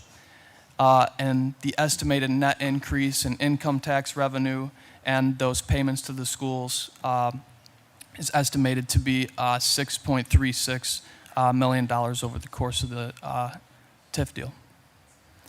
With that, happy to turn it to the project team if they'd like to add anything or answer any questions through the chair. Thank you. Project team, and welcome, Director. Project team. Thank you, council members, for the opportunity to present this project before you for council's support and passage, hopefully passage of this legislation. This is the next phase of TurnDev's overall large investment in the Superior Avenue Historic District. The first phase was the Cross Country Mortgage Headquarters. The subsequent phase was the small mixed-use buildings. We're at on the same block right next to Cross Country Mortgage Headquarters that are going to be complete in September. And then also the new headquarters of the Cleveland Division of Police. And then this is the latest phase. The project is supported by tax credits from the state of Ohio. There's state historic tax credits, federal historic tax credits, and as well as Ohio's transformational mixed-use development tax credits. We appreciate the support of Councilwoman House Jones and other councilmen as we've went forward on this master development. It's taken some time, but we think it'll be worthwhile. Thank you. And anybody else from the team want any comments? So I'm Tom Flynn. I direct all our construction for Turn Dev. I think we're a great asset to the community. As you've seen, we worked on Cross Country Mortgage. We're finishing up a mixed-use project at the corner of 21st and Superior, which will be a restaurant this fall. We're coming up, completing the police station. What we really like about this Heller Keller Cone project is we originally were going to put 145 apartments in there, but we've turned it into 100 apartments, but we're adding 100 indoor parking units, so we will not have any issues with parking for this property. Great. And our ex-economic development director, Mr. Ebersol. Hey. Good morning, everybody. I'm happy to be here, and they said it really well. I don't really have anything to add, other than we're really excited to be working in the Superior Arts District and bringing this project forward. Thank you. Councilwoman Santana, you graciously allowed this to come to committee of the whole. Did you have any comments? No comments. I did have an opportunity to meet with Chief about this project. I did have some questions as I was reviewing the legislation, just out of curiosity. Every time I open social media, there's a building closing in downtown, right? Like we're losing Heinens, where clubs are leaving. I'm just curious to know, how does that affect the tax increment, the TIF in that area? Like, would you be impacted? Because I know that this is a projection, but how does that align with what's happening in downtown? Yeah, I think the TIF, it's one of the tools that's available to the city to help stabilize and provide certainty, reduce some of the risk in this time of volatility, if you will, because there's changes and things are cyclical as we move forward, but a tool like this TIF helps to take away some of the potential pain from the volatility that you spoke about. Hopefully, things reach the point now where we can just go upward and onward and upward. But yeah, the TIF means a lot to the project. Got it. And my next question is, as we talk about community benefits agreement, one of the things that I've experienced is, taking a tour of projects, but not knowing who is being hired for these projects. And I know that limited of my residents are being, have an opportunity to be part of this work. So I wish that when we present these projects, at least we would get at least a copy of benefits to know, are our residents benefiting? Who are the 7, or, who are we seeking for those 7 jobs? It's important, if we're approving these projects, that each of our neighborhoods benefit from it. So I don't know if the benefit agreement through the chair to the director, it has been finalized, or could you guys send us a copy? I would be curious to see that. Through the chair to Councilwoman Santana, certainly we'll get a copy of that community benefits agreement over to you. Okay, thank you. And just on top of that, when we used to get legislation, there used to actually be a portion in the executive summary that showed how that breakdown was happening. And I know it's too late today to try to rehash that, but that's something that I think we should really make sure that we revisit, because then that will give a clear picture about the entire scope. And most of the time, those community benefits should be attached to the file, so that we can make sure that they see that there's an official record of those benefits. Yeah, and I would just add, and just once again from my experience, when I go take a tour of these developments and I propose hiring local residents, it's almost like the staff is already in place, the workforce is already in place. So what do we add to it, and what do we get in return for our votes? So very important. I think that we need to stay on it and see how our residents are benefiting from these projects. Thank you. And Councilman, you bring up a very good point that we'll have some more conversations on that.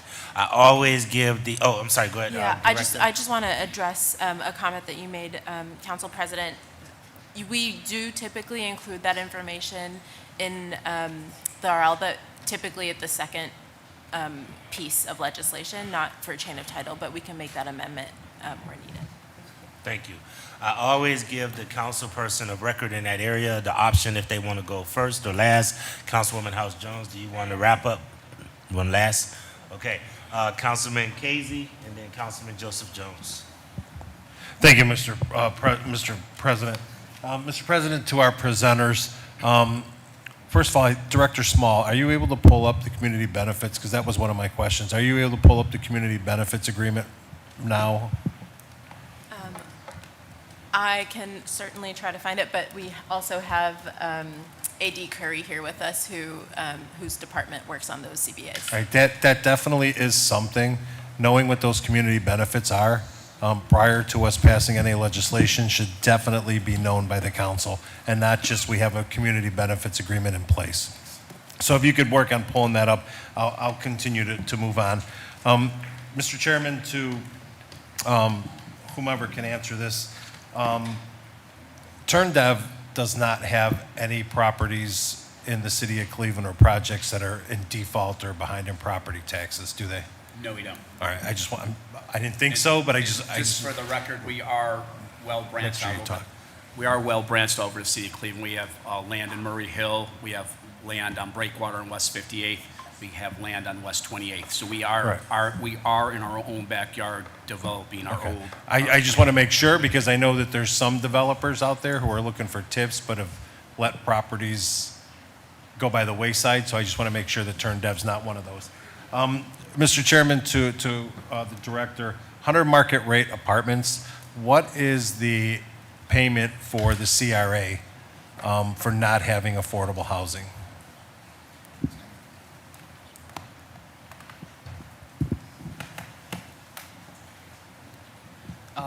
Through the chair to Councilman, if I could pull up the specific term of that really quickly to get you that information. One second, sir. All right, and then, Mr. Chairman, to TurnDev, who's your power source to this project? Our general contractor? What electric No, company? Yes, so we work on this one. We're working with First Energy. We always go to CPP and First Energy, who's ever serving the property. All right, so what, Mr. Chairman, I forget your name. Tom. I'm sure you did your due diligence as to converting this project over to Cleveland Public Power. So what was the reason for not converting over to Cleveland Public Power, knowing that we're giving you a TIF that's worth, what's the TIF worth? Did you say 3.7 million? What's the total TIF worth? Through the chair, yes. 3.7 million is the projection. Right, so knowing that you're getting a $3.7 million break, what was the reason for your due diligence when you went through to see what it would cost to convert over to Cleveland Public Power as to why you decided not to? First Energy was the existing service there already. Okay. And Cleveland Public Power wasn't on that stretch. As you see, even the Cleveland Police Department, I know they brought CPP brought it all the way down from there. But So it can be done? It could be done, but it was an existing condition because we back up to the Iron Workers Hall there, and it was already existing, so it was the most sense to go there. Did you want to add? Yeah, Andy Wolschlager, the CFO of TurnDev, he reached out to CPP and asked for a proposal. And looking at the cost from CPP to provide service, they'd have to put infrastructure in there, and the cost of providing the infrastructure made it not feasible for the project. So, Mr. Chairman, I forget your name as well, but what was that cost? I'd be speculating if I told you I could provide that to you. It was several $100,000. Right, so $700,000 was the cost, and you're getting a multi-million-dollar TIF.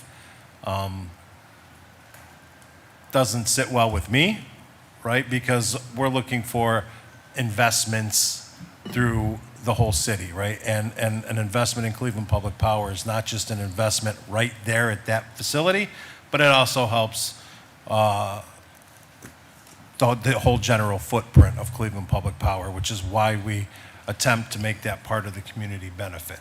So it doesn't sit well with me that it's a couple $100,000 to switch over when you're getting a multi-million-dollar TIF.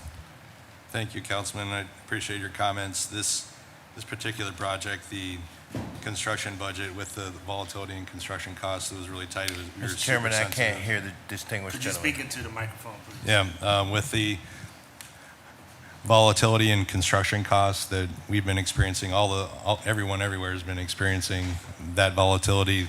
The project was super sensitive to any cost increases. So I hear your explanation. I don't buy it, but I hear it.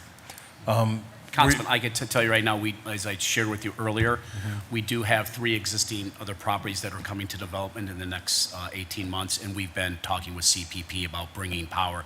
Most of the properties we're finding for our redevelopment right now both have CPP and First Energy, but we are talking with CPP actively about all our future developments. All right, and that's appreciated. Thank you. Mr. Chairman, to our directors, were you able to find? Yes. Through the chair to Councilman Casey, so that the payment in lieu of affordable units related to the residential tax abatement, that is $584,000 total. So, Mr. Chairman, to the directors, so we have, and again, I like TurnDev, right? But you can afford to pay $500,000 to not allow market or to not allow affordable housing, but you won't pay a couple $100,000 to convert to Cleveland Public Power. You can kind of see where I'm going with with the position that I take on this, right? So I look at it like you'll pay $500,000 not to have poor people live in a brand new remodeled building, which is well needed in the neighborhood, but something that we're going to ask about, which is your power source, it's too expensive to convert. But you can afford to pay $500,000 not to have poor people living in it. So thank you very much for that information. You're not the only ones that are going to hear that today, so don't take it personal, but you have to look at how at least I'm starting to look at things when it comes to offering TIF dollars and everything else. Thank you, Mr. Chairman. Thank you, Councilman Joseph Jones, Councilman Star Palencia.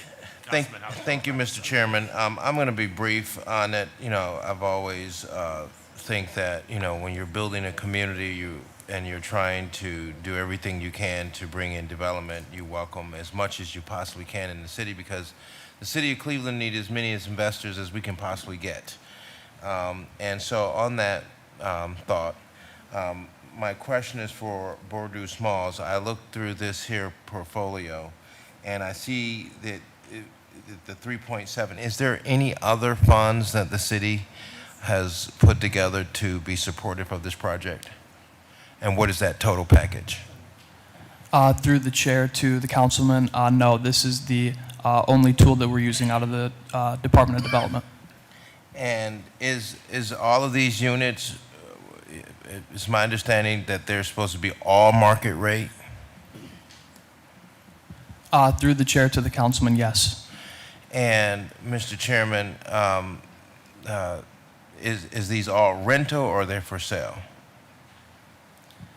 Through the chair to the councilman, the pro forma for the development that the city has reviewed indicates all rental product. I'll let the project team confirm that's the case.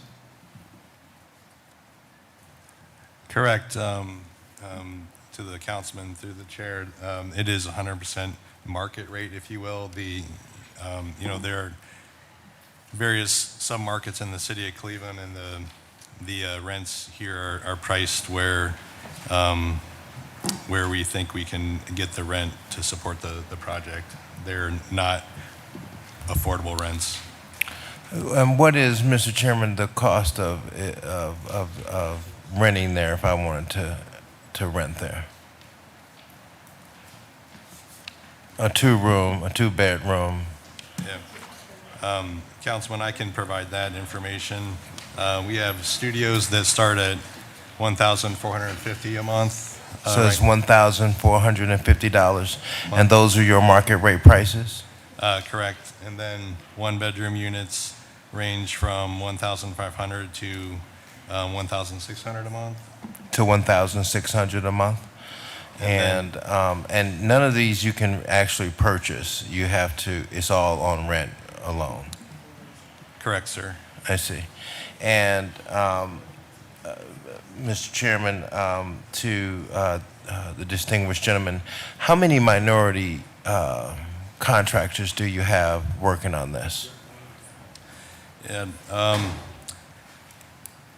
the TurnDev has negotiated a contract for the construction management with Independence Construction, And Independence Construction has incorporated the goals, the OEO goals. I believe you're seeing a copy of that being sent around the table right now that incorporates those goals. I don't know about the number per se, but Independence Construction is programming their subcontractors to achieve compliance with the goals that we've negotiated. So you don't know if we even got anybody yet? I don't personally know. Not even one person? No, I'm we sure have, we do. I think our target is about 30%, sir. I know, but the question is, do you have someone here now in mind that I know that I presume the Independence is the primary contractor doing the work? Yes. And so when will the work get started? The work has been started. We're about 30% complete. So you can't, so I'm asking you a question. Somebody here at the table should know, with 30% of the work complete, if we have any minority contractors on the job. Yes, we do. So who is what I'm asking? How many? I don't know that I can get it to you, but I will just share with you, we have like Gateway Electric. Is that Mr. Singh? Yes, Right. Roger. What about African American men and women? Yes, How sir, many I- African American men contractors and African American women contractors are on the job? I'll have to check with Independence on that and get that to you, sir. And see, Mr. Chairman, and this is to the administration, we want to support our local contractors who are in the city of Cleveland who are working. And you've completed 30% of the project, but we can't name one person. And Mr. Singh gets all the stuff in terms of electricity. He's been getting it ever since Gateway started. And so I just want to see some new faces, Mr. Chairman, and to the administration, where you're really truly making an effort to delve deep into the minority neighborhoods. There's a reason why there's two Clevelands, one that's prospering and one that's not.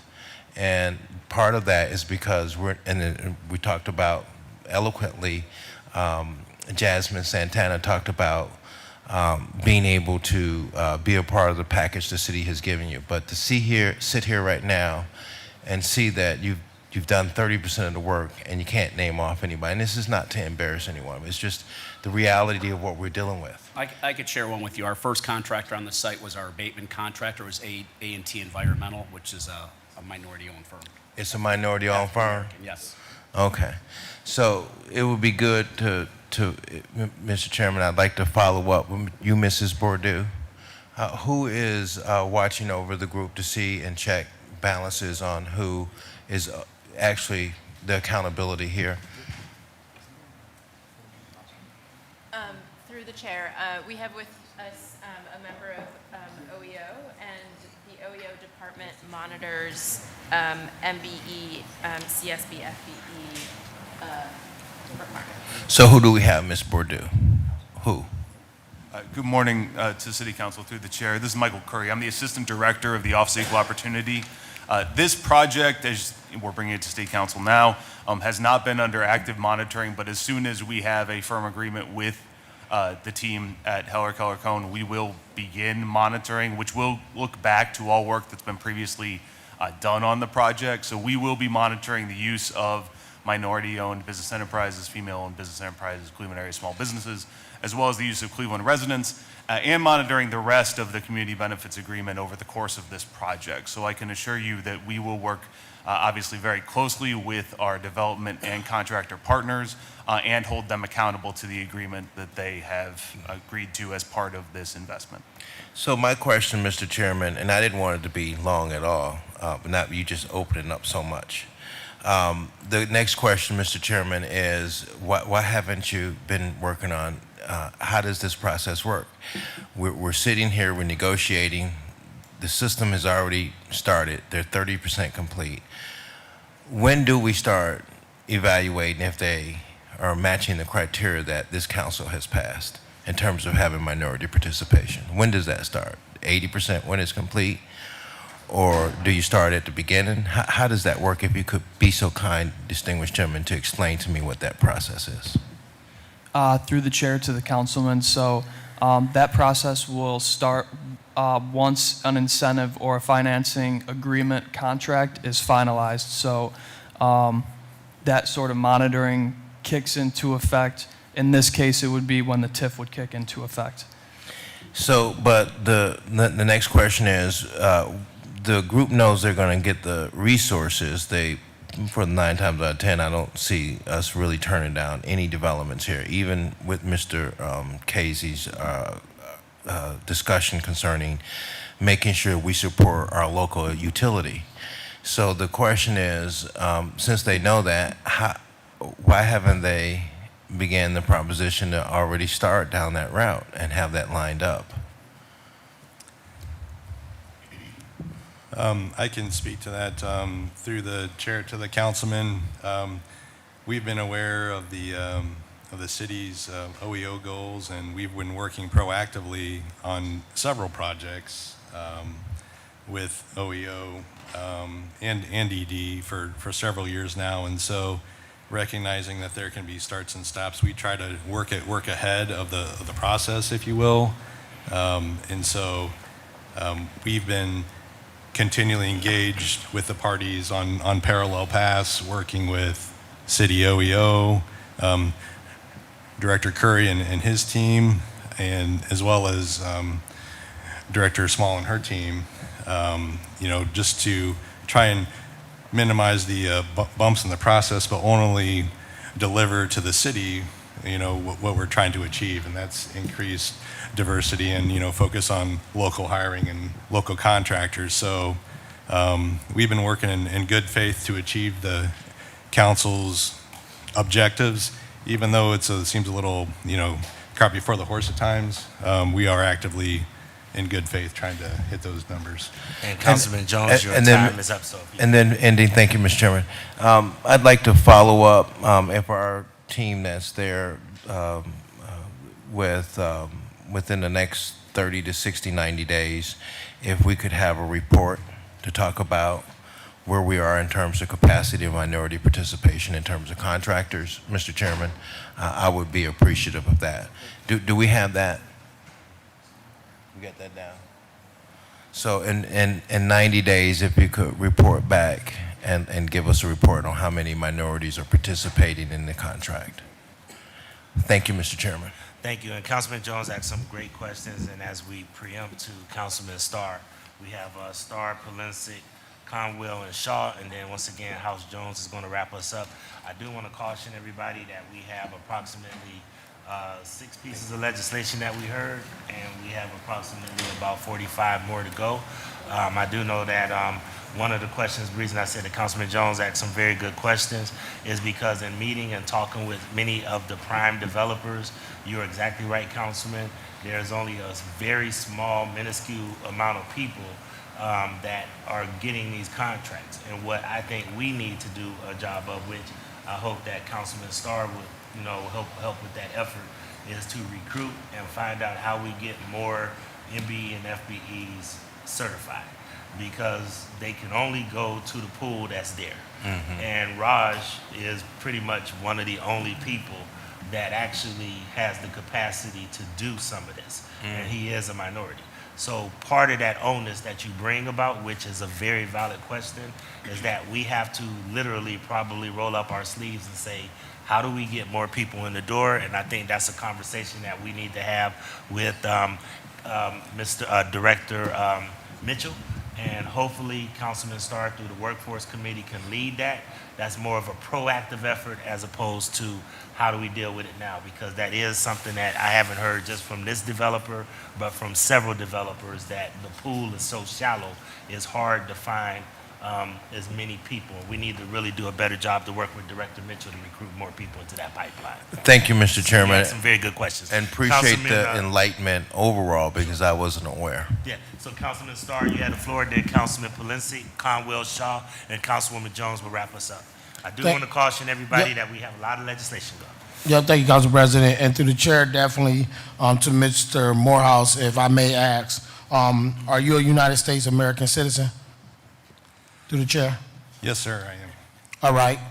In addition, I would definitely want to bring up from the workforce standpoint, and I echo what one of our colleagues mentioned about the workforce and actually hiring local contractors and employees is very much important. And I think one of the things that we may have to revisit, like we talked earlier this year, Council President, when we have these CBAs, how are we able to review these CBAs in a committee? And I will be welcoming and opening to making sure CBA agreements just added another committee to go through so we can be able to vet those to make sure it is not all just a couple committees, so we can be able to handle that part from a workforce standpoint to ensure that local people are getting hired. That is a very much good question that I believe Councilwoman Santana asked, because if it's something in Ward 5 and then there's no local hire, I will be pissed.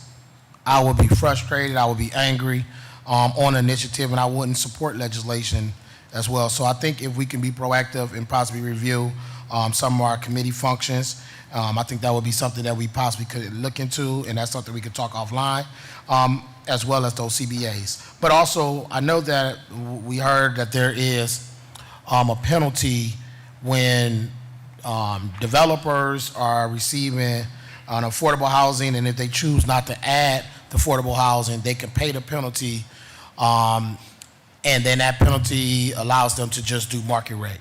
Now, I know we do have some different challenges that we have. If we do a whole bunch of affordable housing or do a whole low-income housing, we have just certain blocks of just that. But mixed housing, we've seen mixed housing is a great tool that can basically stabilize a neighborhood, stabilize a community. So my question was, where do we have, or what ordinance that was passed that created that opportunity for developers to bypass actually incorporating affordable housing into their projects, where they can just step aside and pay a penalty? Because I think I heard this penalty is around $400,000 or something. Where do we have that in the legislation, or do we got anything like that that allows people to opt to do that through the chair? Through the chair to the councilman. So I know the CRA, Residential Tax Abatement Program, was last updated in 2024 by ordinance. That ordinance number was 719-2024. 719-2024, which was able to create an opportunity potentially to address if affordable housing wasn't offered into the housing stock, then therefore there's a penalty for that, which is a tool that's been used through the chair. Through the chair, I can't speak to how the program worked before that ordinance, but I know certainly that was the last one to update the program and get it into the current form that it's in. Yep, and through the 719 ordinance 2024, does it states what that penalty dollar goes through the chair? I don't know that it names it specifically, but I think the intention is for it to address affordable housing. So therefore, do we know where do we put the money at? And for, so say prime example, if there's a developer who's going to do market rate housing and they're not doing any affordable and they're going to pay a $400,000 or a $500,000 penalty, that money goes into what account through the chair? Through the chair, my understanding is that the legislation created a fund for those dollars to go into. And then through the chair to Tina, through our staff, is there a way that you could pull that actual fund and see how much money is in the account, as well as possibly pull what ways those dollars have been spent since 2024? That's when it started, through the chair? Yes. And see what dollars have been spent and how they've been earmarked, and also any rules tied to that affordability. You get the you will need the cell phone number. If we can get that over to our staff, because I would like to definitely explore what is going on with these different funds, because if people are doing this, we definitely need to be able to be intentional and strategic on making sure we do have affordable housing offered in the city of Cleveland. And I yield, Chair. Thank you. And Councilman, I really hope that you and Director Mitchell, because even though I know that I was the author of 719, I hope that we do a review and see where we need to strengthen it and where we need to maybe have some adjustments. And that's something that Director Mitchell has asked us to, consider. So once again, if you could take up that charge, that would be great. And we'll talk offline about some of the other things you are asking questions about. Next, I have Councilman Polinsky, Conwell Shaw. Thank you, Mr. Chairman. I'm going to be right to the point. I appreciate knowing that area as well as I do. I appreciate the enhancements and the improvements that have taken place there. I've been in a cross-country building, and I'm impressed with it. And when I was a kid, my mother worked in one of those buildings. I can't remember which one, old Lion Taylor, whatever Lion Taylor was over there. Used to take the bus That was in from... our textile lofts building, Councilman. Would take the bus from Collinwood down to St. Clair and walk up to Superior to go there, a long time ago. The $500,000, and I'll direct this to both you and to the administration, the $500,000 that is being paid in lieu of the affordability component, what fund is that going into? Through the chair, I don't have the fund number with me, but that's something that can be provided. Do we know how much money is in that fund? That's the same question that Councilman Starr just I know asked, that. Councilman. So what we need to do is if we can get that fund number, and then Ms. Majesto can tell us how Right. much is in there. But I believe the person who actually monitors that on a day-to-day is actually Director Mitchell. And that's Okay. something that we need to make sure that we get that fund number and get the amount in there. And Mr. Chairman, how are those funds dispersed? That's the other question I ask as Thank well. Okay, then briefly back to the administration. I'm going to follow Councilman Casey's comment. It's critical that the administration drive home on all projects going forward the use of Cleveland Public Power. To be sitting here and hearing this discussion again, Mr. Chairman, is extremely troubling to me. That when you amortize out over the course of their loan or their assistance that they're getting versus the impact on Cleveland Public Power, has anyone calculated that out? I can't believe for the life of me anyone has. We've got to be more proactive. The city has to be more proactive. The BIB administration, the mayor has to be more proactive in supporting Cleveland Public Power. And I don't see that happening. I just don't see that happening here. So I'm troubled again on another project before us, Mr. Chairman. I'll leave it at that we don't have Cleveland Public Power supplying the energy for these projects. That has to cease. We cannot continue to keep losing, and we're losing too often in this city, and it's becoming very troubling to me. So I'll leave it at that point. I'm hoping that people in the administration, I hope they're listening. Cannot continue to lose here. Thank you, Mr. Chairman. Thank you, Councilman. Share your concern. Councilman Kevin Conwell, Councilman Shaw. Okay, and I'll be real quick. Do I hear that right, that through the chair of Cleveland Public Power, they're not going to be the energy supplier for this project? Did I hear that right? Yes, sir. They need to be in the agreement all the time. How can you not, if you're the mayor and you're over Cleveland Public Power, I would put them on everything. They have to grow. You have to have Cleveland Public Power in here because it affects our bottom line. And have you already cut the deal with, through the chair with First Energy? Yes, sir, because it was existing power transformers there. There was no way you could work with CPP through the chair? We did look into it, and as I said previously in our other projects, our first call is always to CPP. We're working proactively right now with them on 3 other building sites that are going to come up in the next 18 to 20 months. Mhm. And one of the biggest difficulties we run into in most properties is CPP is there and First Energy, and there's cross easements and stuff like, but on this particular project at the Heller Keller Cone, First Energy was there and CPP wasn't there down on St. Clair. You know what? With CPP, they have to always be first. I'm talking to the director on every single project, and they need to execute also with the developers so that they could be in that project even if you have to hire someone to make sure that they're on, or have a team to make sure they're on every single project. I mean every single project, because there would, it's Cleveland Public Power.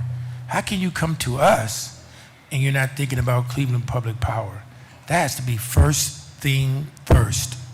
I never could understand that. I could never understand that. And that's the way moving forward, we have to do business. CPP. Because how can you come to us for resources and you don't have CPP there? So I echo what my other colleagues, Chairman Brian Casey, as well as Councilmember Mike Polisic is narrating to you, to put more Clevelanders to work and the whole 9 yards. I'm going to move right along. Is Director Tyson Mitchell is here, and he has to sign off on this on this project.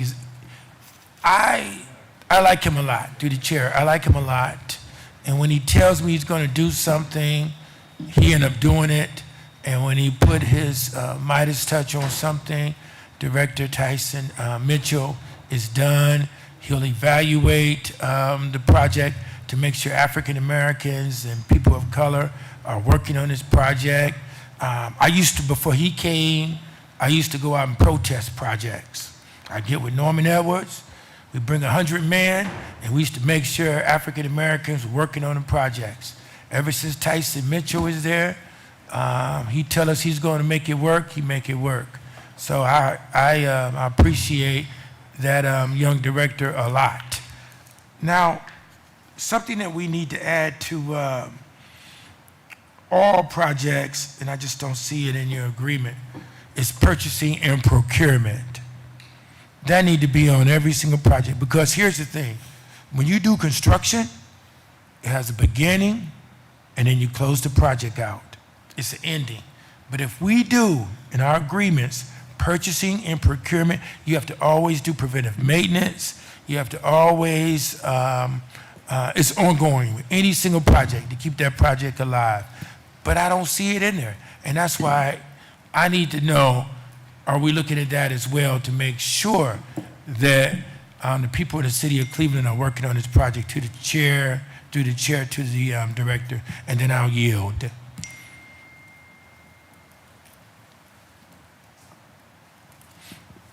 Through the chair to the councilman.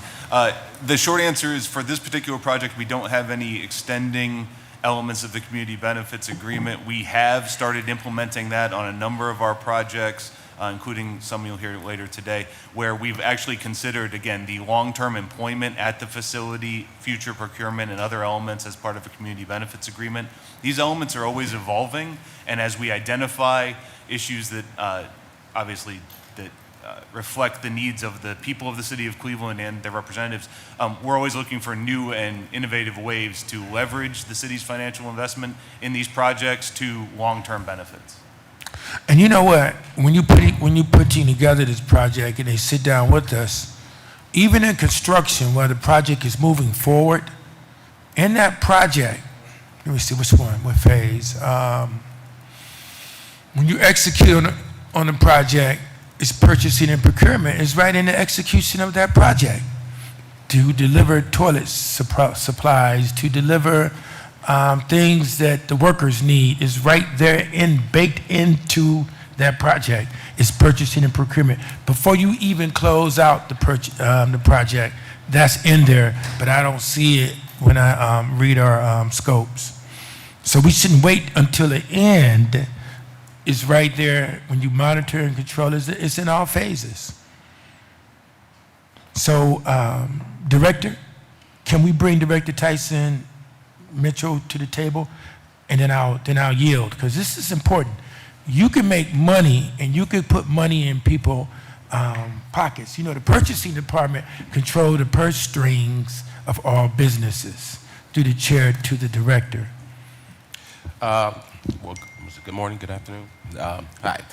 Through the chair to the council person, one of the things, even with our 30% goal, our 15, 7, and 8, there are ways that you can still use procurement to make those goals. We don't mandate that they have to be strictly in construction. We allow supplier credit, we allow manufacturing credit. So there are constructive ways. I think we just have to create that expectation that you buy local where you can.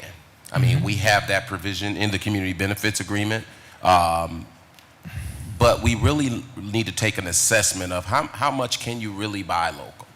Can you truly buy the drywall locally and from a certified vendor? So I think we have to take a pause and really look at that. But there are ways to use supplier credit on these projects also.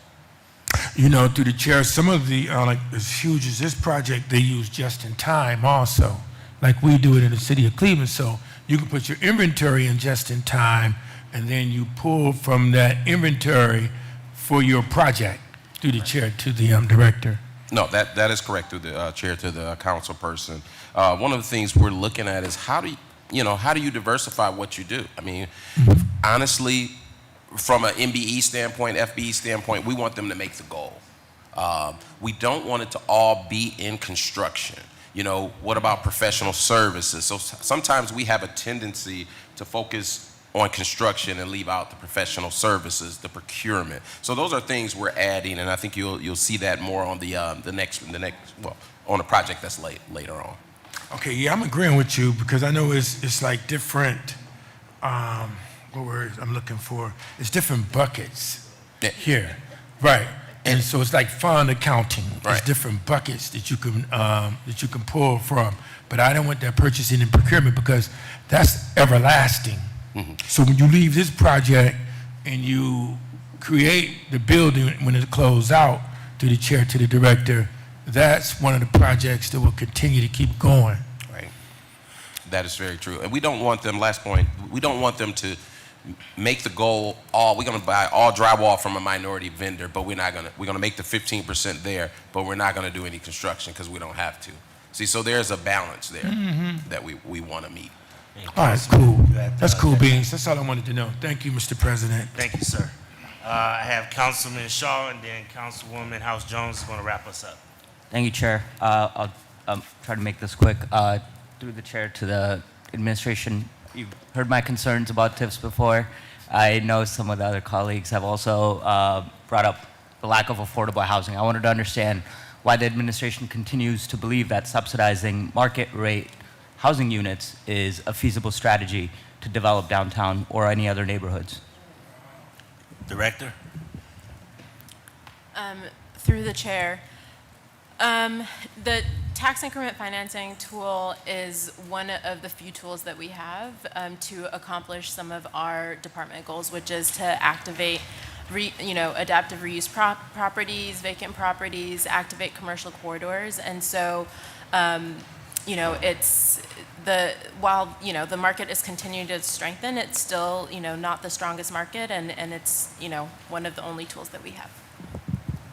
And following up on that, I wanted to understand through the chair to the director, what zone is this? Is this, what type of market category is this? Is it a market rate, opportunity zone, strong market, middle market? Which one is this one? Through the chair to the councilman, this is designated as a market neighborhood. I see. That to me would indicate it doesn't need more additional subsidized. Is that not accurate, Director, through the chair? The team has completed a but-for analysis, and given the financial analysis that was completed, but for the TIF, the project would not be able to move forward. I've expressed, I think, I want to understand, the TIF will take place after the abatement runs. Is that accurate? Through the chair to the councilman, technically that really small space of commercial space will be subject to the TIF during the abatement, since the abatement won't touch the commercial space. But the majority of the TIF driven to the project will be in the years post-residential abatement. So for a total of how many years will the city be subsidizing this property for, through the chair to the administration? So the term of this TIF is proposed to be 30 years. And the abatement is how long? I believe it is 15 years through the chair.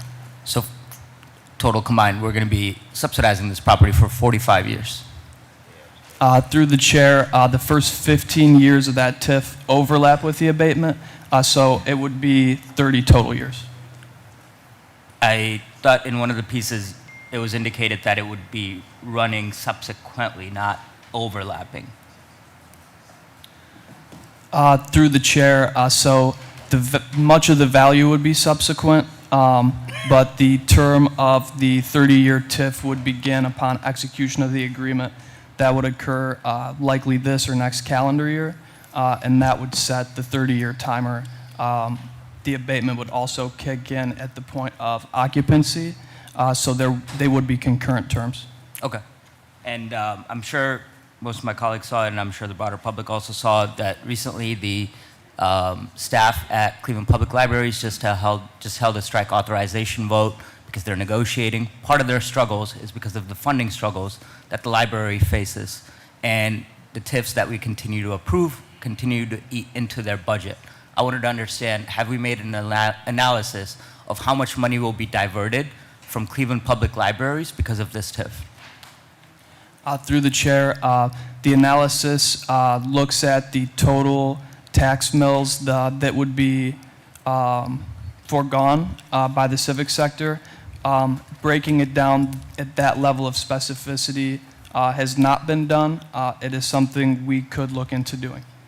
I would like to see that amount. I mean, I appreciate the bright green letters with the star around it to show what positives we're providing for the city. I think we should also be honest and treat the negatives and the long-term subsidies that we're providing in the same manner and be clear about those. It's critical that we continue supporting our libraries, and we have to take responsibility for the fact that these abatements that we're providing on top of the TIFs are continuing to eat into the library budget. With that, I yield. Thanks, Chair. Thank you, Councilman. Can I ask a question just to the councilman's point? Isn't it state law that by right they are available to have a tax abatement?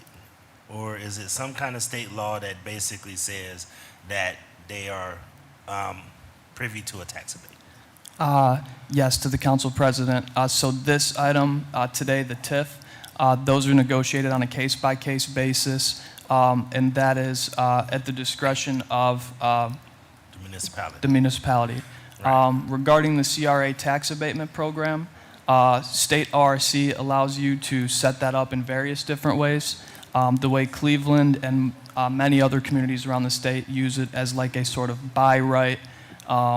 They set the terms of the abatement, they set the requirements as a program ahead of time, and then if you meet those requirements, you get the abatement. And that is how the city's residential program works, sir. Okay, I just wanted to make sure we clear that. So TIF is always up to the discretion of the municipality, but CRA tax abatement are tied to state rules, and basically by right they're able to do that, right? Through the chair, the state allows the city to make that by right, and the city through its ordinances elected to do that. Okay, got you. Councilwoman House Jones, this is in the area that you serve. Would you like to make any comments? Okay. I don't know if you can hear me, but Is the green light on? it's on, but hopefully people can hear me online, because I think this might, give me this one real.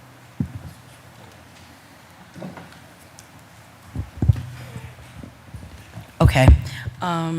So I was having a conversation with a colleague last week about another TIF project. And so fundamentally, when it comes to this project, I am supportive of it as we are looking to revitalize abandoned vacant properties, things of that nature. So that's just fundamentally.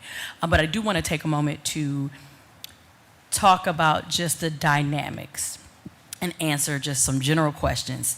Are TIFs the best way to, I would say, are TIFs an equitable way to fund communities?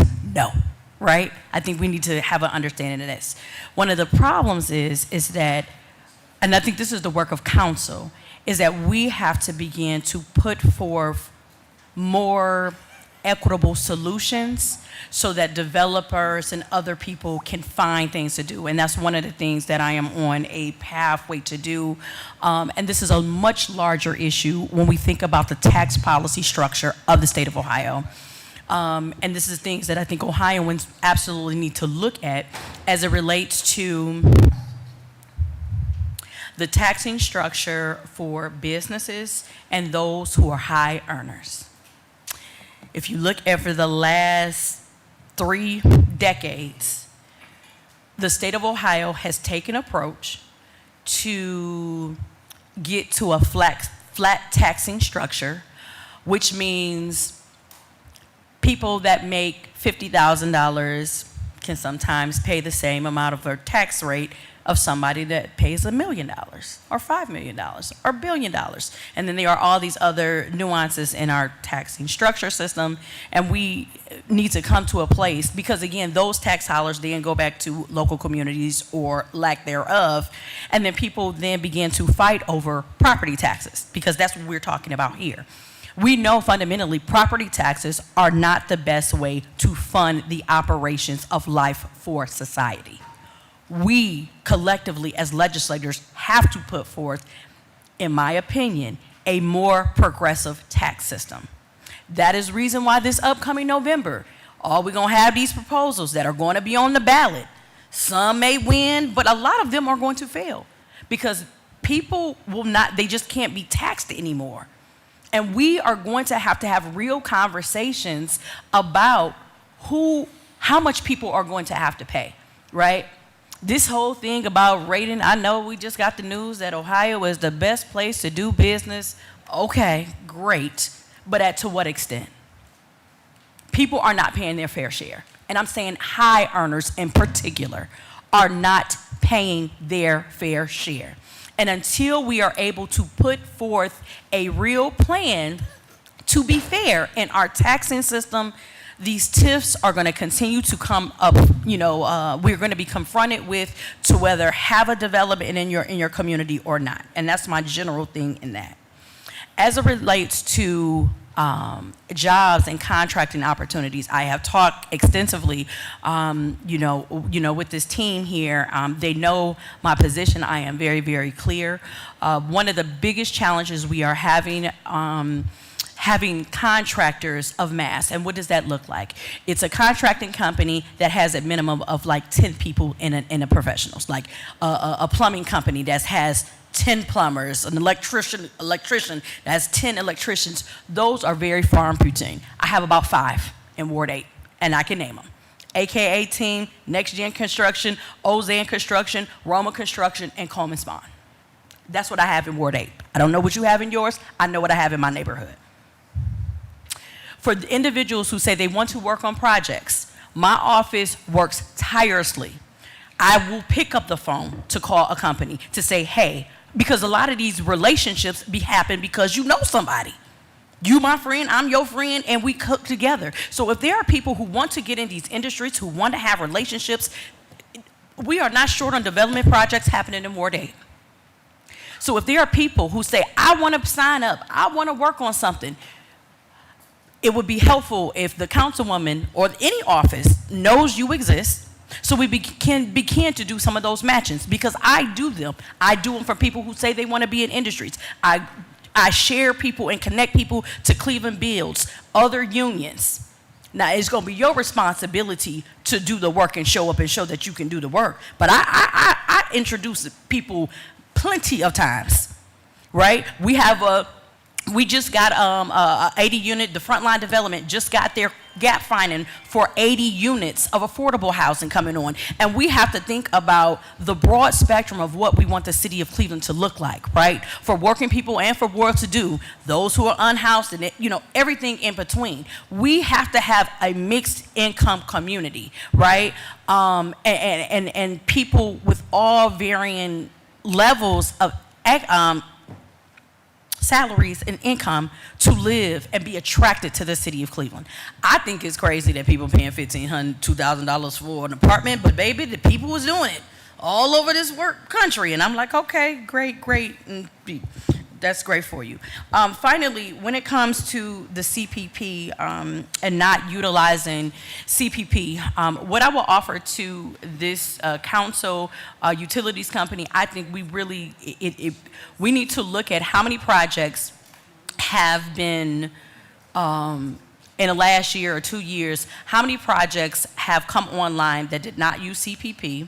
We need to analyze how much money it would have taken for that company, these companies, to have been switched over to CPP. And as a council, in the upcoming 2027 budget, in CPP's budget or wherever, use that amount to come up with a business development grant specifically as it relates to turning over utilities. We don't have to wait for the administration to make the decision. If this council makes the decision, this is the investment we are going to put forth when it comes to utilities. It will be done, and these types of conversations will be non and void. And then when we think about in perpetuity, we will be growing CPP, something that we know has and offers family sustaining wages for people in our community.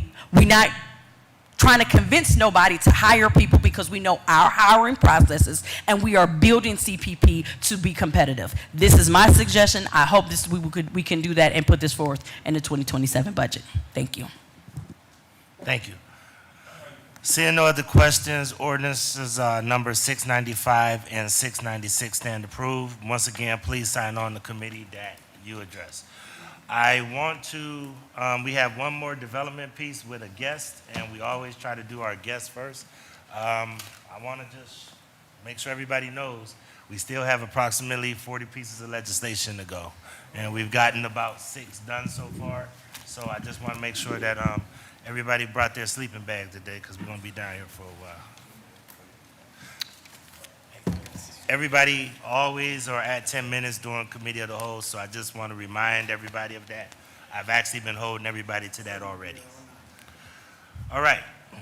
This next piece is ordinance number 686-2026 by Council Member Starr, Santana, and Griffin, by departmental request, an emergency ordinance authorizing the mayor and the commissioner of purchases and supplies to acquire and reconvey properties presently owned by East 9th Scarlett LLC and/or its designee located at 2060 East 9th Street for the purpose of entering into the chain of title prior to the adoption of tax increment financing legislation authorized under section 5709.41 of the revised code for the project Scarlett. Director, and please announce your guests. Again, good afternoon, Chair, Council members. Joining me today is Afoma Ezebwe from the Department of Development, along with representatives from the development team. We have with us Nathan Felker, Executive Vice President and General Counsel for Spark GHC, Greg Kramer, Senior Vice President of Government Affairs and Business Development for Spark, Ken Kalinchuk, Director and Principal with Project Management Consultants, and Brendan Shea, Vice President of Real Estate and Development and Owners Rep with NextGen. So today, Ordinance 686-2026 will authorize the city to enter into chain of title for Project Scarlett. I want to note that this is a necessary procedural step that will allow the project to return to council at a later date for consideration of a proposed TIF agreement. The department is supportive of this request because we believe it advances several extremely important priorities, and that includes, activating long vacant buildings, putting them back into productive use through mixed-use redevelopment, right? So residential use, hospitality, commercial space. The project is expected to create 95 new full-time jobs and generate substantial long-term revenue for both the city and the schools. And with that, I will hand it off to Afoma, who will get into more project details, and later the project team to answer any questions. Thank you, Director. To the Chair, to the Council members. We are talking about East 9th Scarlett Mr. LLC. Chairman, I can't hear down here. Yes, so East 9th Scarlett LLC is a developer of the Landmark Rose and Sloan buildings, also known as Project Scarlett. They acquired the building in 2024, and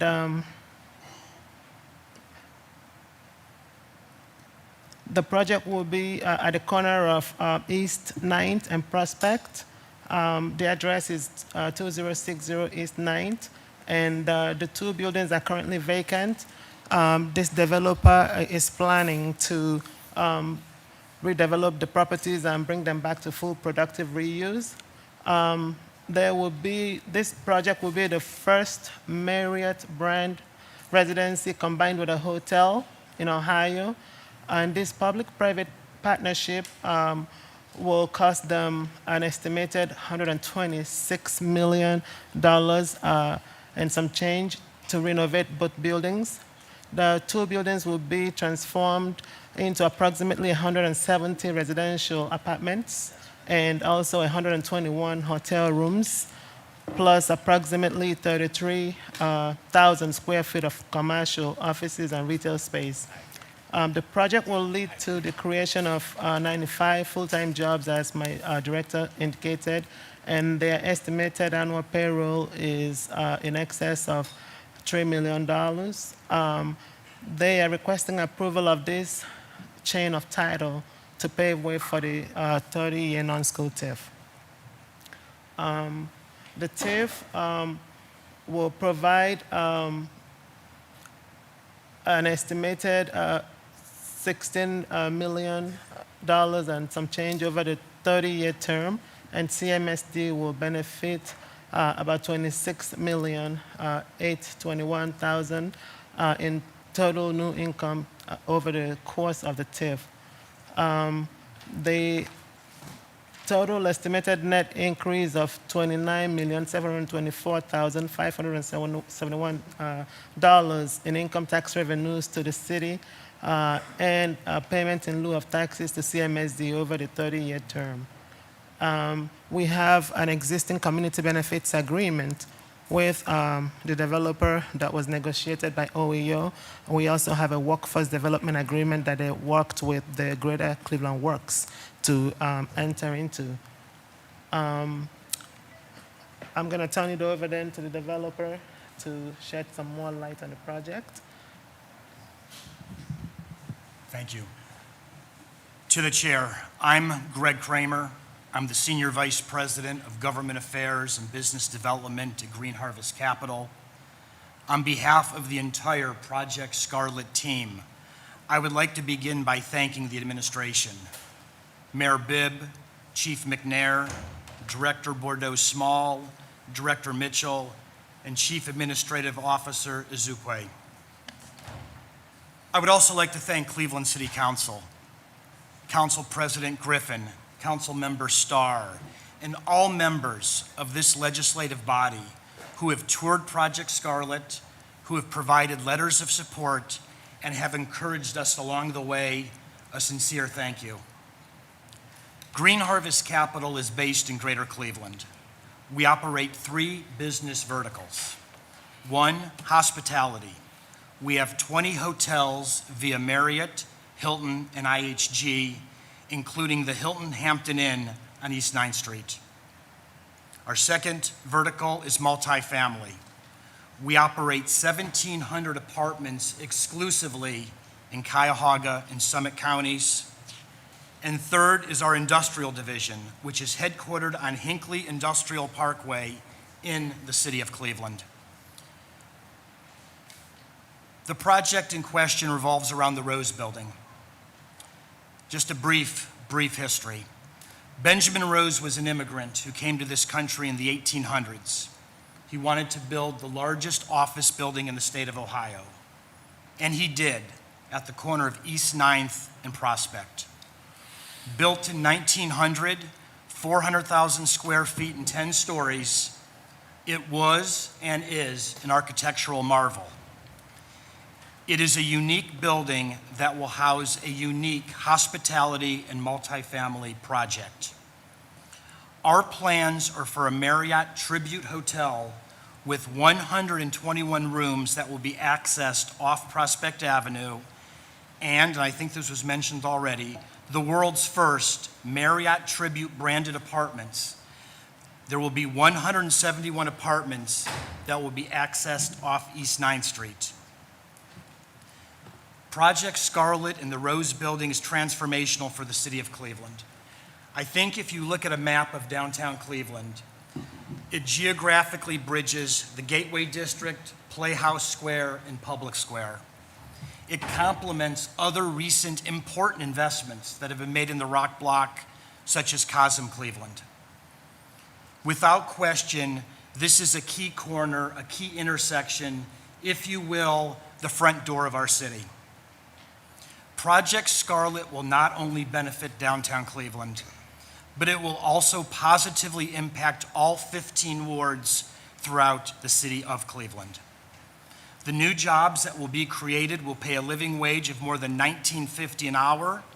That's my understanding. That is $3 an hour above the city of Cleveland's current minimum wage.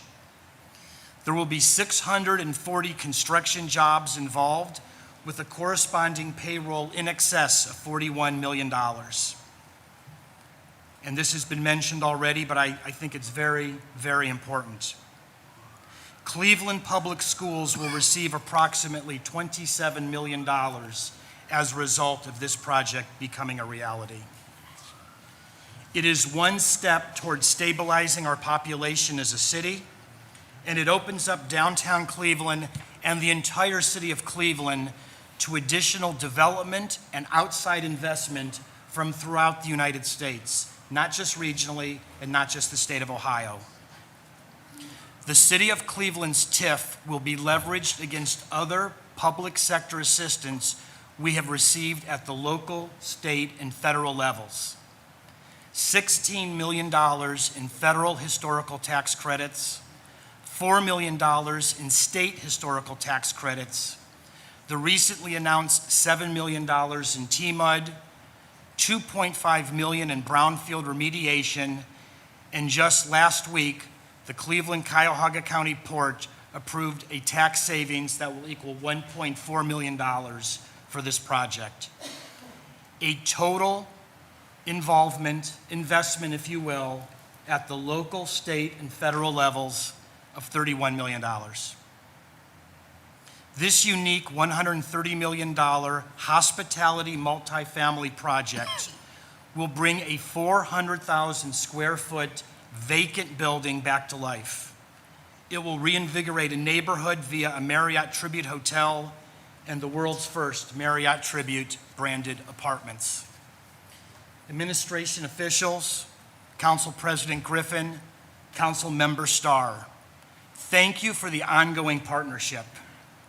We welcome your support of this transformational project, and we very much look forward to continuing this relationship and building upon it to benefit the citizens of the city of Cleveland for many, many years to come.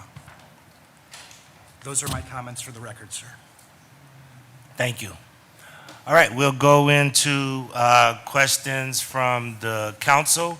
And before I do that, Councilwoman Santana, you allowed this to go to Committee of the Whole? Yes, I mean, ideally, I would have loved to hear it in DPS, but I guess there was some timelines that we had to abide by to get some tax credits. But I'm gonna repeat what I've said even for the previous projects. I think my frustration, this is a beautiful building. I took a tour. I even said in the future, I would love to have an apartment in there. And that's when Heinen was across. So now Heinen is gone, I'm not sure. This would have been a great project to subsidize the Heinens, but once again, I am not seeing our residents benefit from these projects, and I'm getting frustrated about it. So I propose some ideas. I know that they're working with Councilman Starr. I know that this is his neighborhood, but once again, I am part of the vote, and so I would love to see more Latino contractors on these projects, and I'm not sure how do we make that happen. I know that, I mean, I got this whole agreement here, but this is just preliminary, right? This is not something that is set in stone.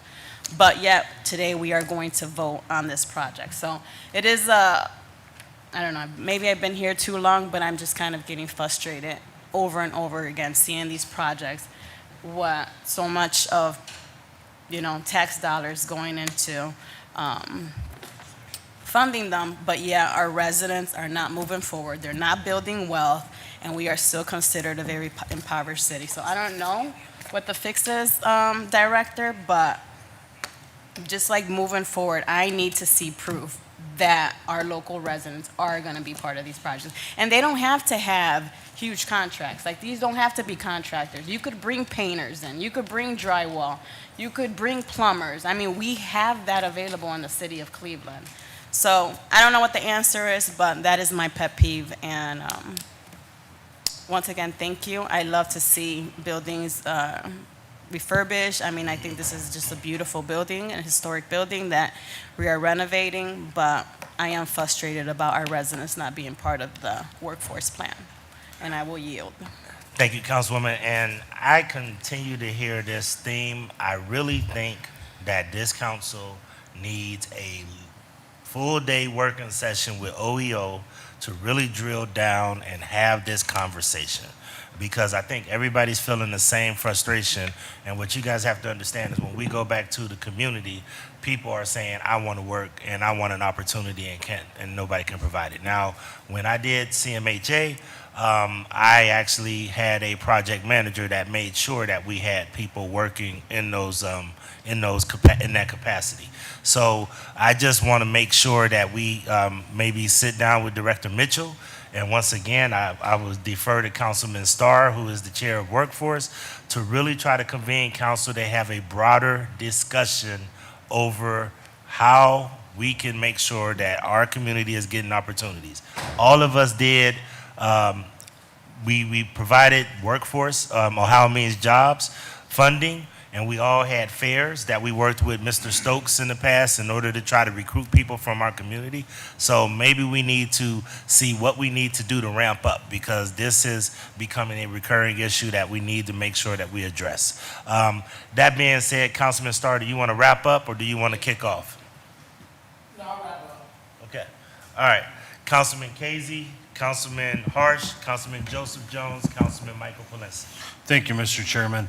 And Mr. Chair, I only have 10 minutes, so the questions, if we could just get to the answers, right, and not explanations. So, Mr. Chairman, to Director Smalls first, has the CBA been worked on already? Is there a community benefits agreement and we just do not see it in front of us before council?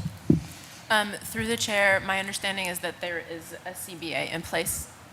All right, if we could just get a copy, if you could contact your office, whatever that CBA is, can you get us copies of the CBA before we move out and onto the floor of council? Okay? Yes, definitely. All right. And then, Mr. Chairman, to Director Smalls, market rate, correct? How many apartments?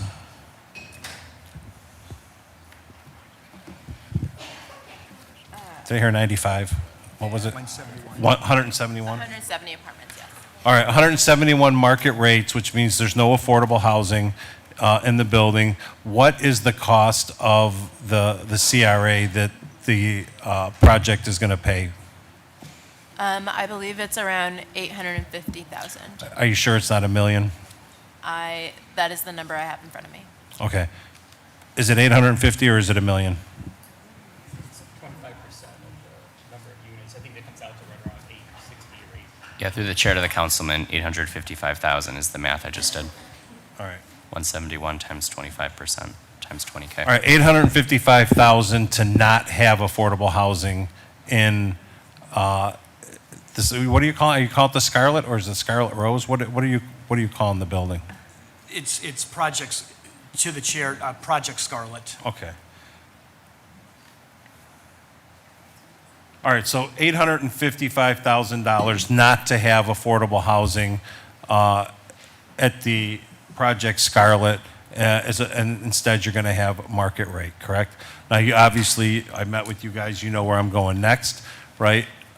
Which is your utility for the building. Can you please tell us who you've chosen, who you've elected to go with as your utility provider? Yeah, we are maintaining CEI, First Energy, in the building Okay. right now. And did you do your due diligence as to see what it would cost to do the conversion to Cleveland Public Power? Through the chair to the councilman, yes. And can you tell us what that cost would have been for you to convert it to Cleveland Public Power? Yeah, so our cost internally, assuming CPP brings it up to the building, we were estimating a preliminary around 2 to 3 million. Okay, that's not what I was told. Okay? That's not the number that I was given. That number is much higher than what the number is that I was given when I took the tour. And that has been reiterated since then. But either way, how much is the total TIF worth, Mr. Chairman, to whoever can answer that, Director Smalls? Yes, over the course of the 30-year TIF, we are estimating roughly about $16,579,000.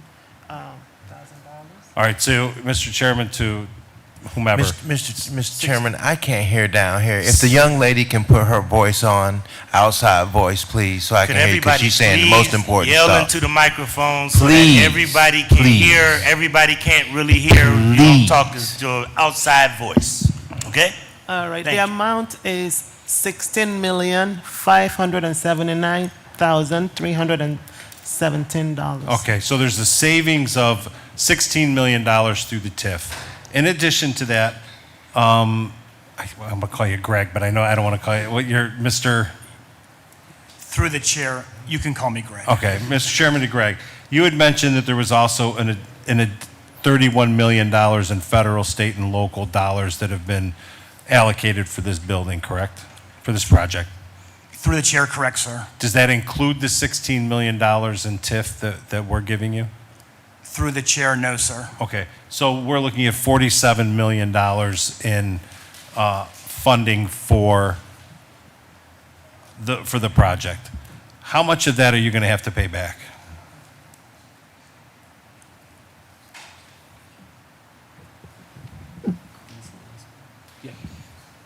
To the councilman through the chair, the majority of those funds are Grants? Are grants or tax credits, Okay. which are not repayable.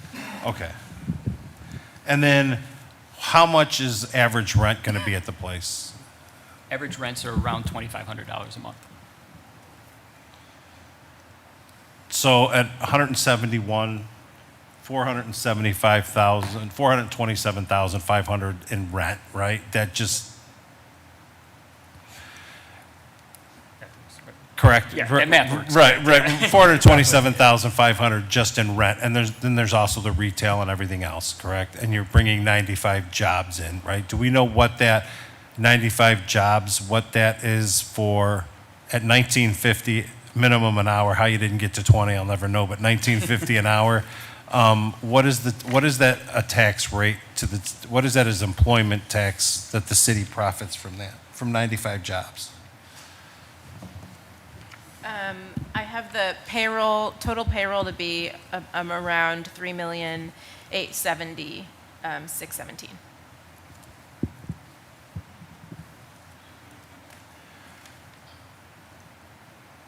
All right, and then, Mr. Chairman to Greg, I just want to go over again why you decided not to convert to Cleveland Public Power. And if you tell me it's a financial thing, I probably won't say another word, but we'll have a different conversation offline, because right now you're looking at an awful lot of money and subsidized for this project. And I understand the project, and I understand the need for it, but I also understand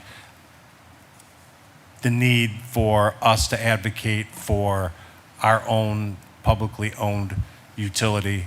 And if it, even in your own words, if it's $2 million a year and you're sitting across from people when you're telling us that it's $47 million in subsidy, and you're talking $16 million that we're giving you in a TIF, it looks like pittance to convert, which would help us stabilize something that we all are advocating for. Through the chair to the councilman, and I think this was stated earlier with the prior group that came. The Rose Building is currently and has been hooked up to CEI for quite a long time. Things are going quite well with it. We have a major project. There are timelines to meet. To say it is a complicated project would be an understatement. A lot of moving pieces and parts. We had CPP come and tour the building. I believe it was last July. We've had an open line of communication with them. The decision was made with the costs, timeline, having to switch over from CEI to CPP, that the overall benefit we saw would be to just stay the course and stay with CEI. Right, and Mr. Chairman and Greg, with all due respect, that's your overall benefit, right? You're talking to 15 other individuals here who have different benefits and not just your bottom line. Please direct all comments to the chair. I did, I went to the chair, to Greg. That's your bottom line. That's not, we see things differently on this side, right? So I can appreciate that, and I hope that we have further conversations, because this is only phase one of this, right? This is just the title, the chain of title, correct? This is not the actual TIF yet. We're getting the information, but this is part one, so you'll have to be coming back for another round to get the actual TIF, correct? All right, well, I just look forward to keeping our communications open and further in regards to this topic prior to you actually getting the TIF. Through the chair to the councilman, we have no philosophical issue with CPP. We are trying to make a project successful, to pencil, as we say, which is more than just a cliche, it's a reality. Councilman Casey, we enjoyed hosting you a few weeks ago. It was a very frank conversation. I would say it was very productive, very constructive. We would welcome the opportunity in good faith to continue this conversation. Okay. And to see where we can go with it. And I can tell you this much, Mr. Chairman, to Greg. I used to be more than a 300-pound individual, and I could have stayed that way, right, for the rest of my life. And I could have lived my life happily at that weight, but I decided to make a change. And when I made the change, it was for the betterment of something, right? Just because something has always been that way doesn't mean that it has to always stay that way.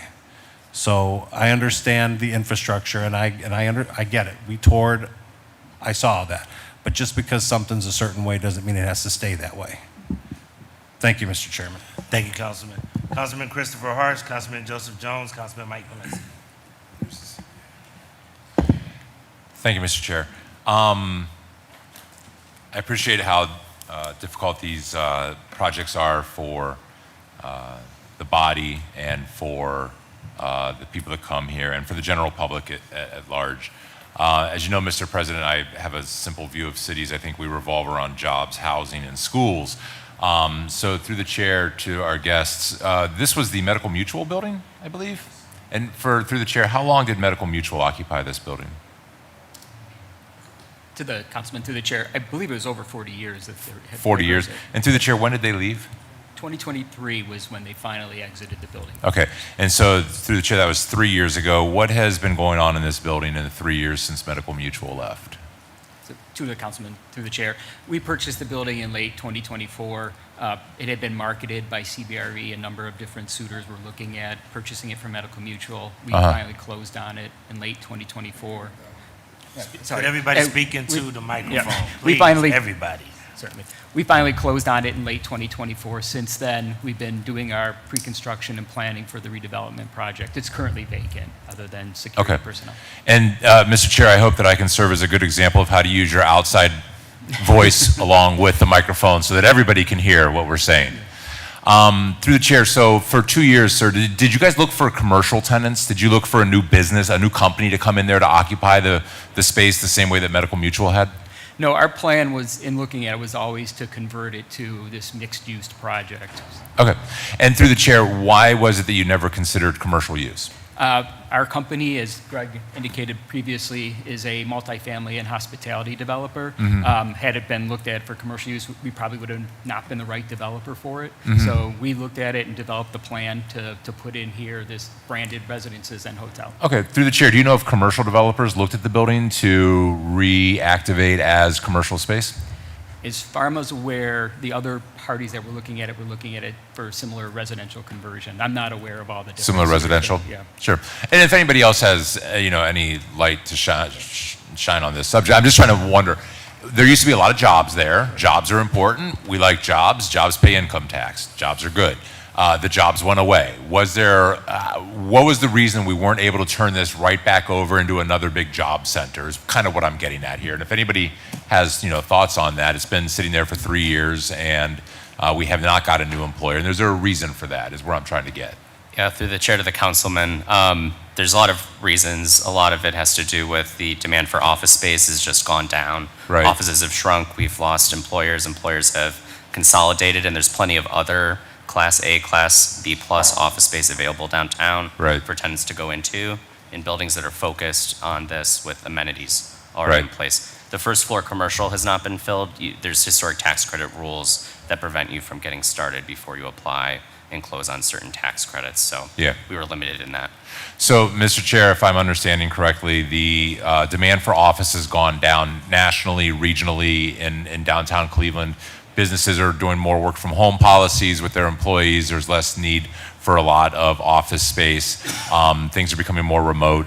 And that is driving down occupancy for a lot of commercial buildings downtown. I believe, Mr. President, I was just reading in Cranes that there is a bit of a concern looming on the horizon about the value of our commercial buildings downtown because of a lack of demand for office space, which is a huge problem for the city of Cleveland. As these buildings go vacant and dormant, they stop paying taxes. Whatever they were paying, they stop paying at the same rate because the buildings lose value and we lose the tax revenue that comes with lost value. So I'm bringing this up, Mr. President, because I understand that these situations are difficult to talk through, they're difficult to understand, and they're really difficult to communicate. It's very, very difficult to explain to people why we end up making decisions like this. But we have a vacant building in the heart of downtown Cleveland that is doing no good for anyone. We have a high demand for housing across the board, across all economic ranges, because we have a massive, well-documented housing shortage in America right now. And this is a project to put X number of apartments back into play, to bring some more hotel capacity, to try to help our tourism. And to me, this makes sense. I do greatly appreciate Councilman Casey's point that money can be spent on these projects, but not on making them customers of CPP.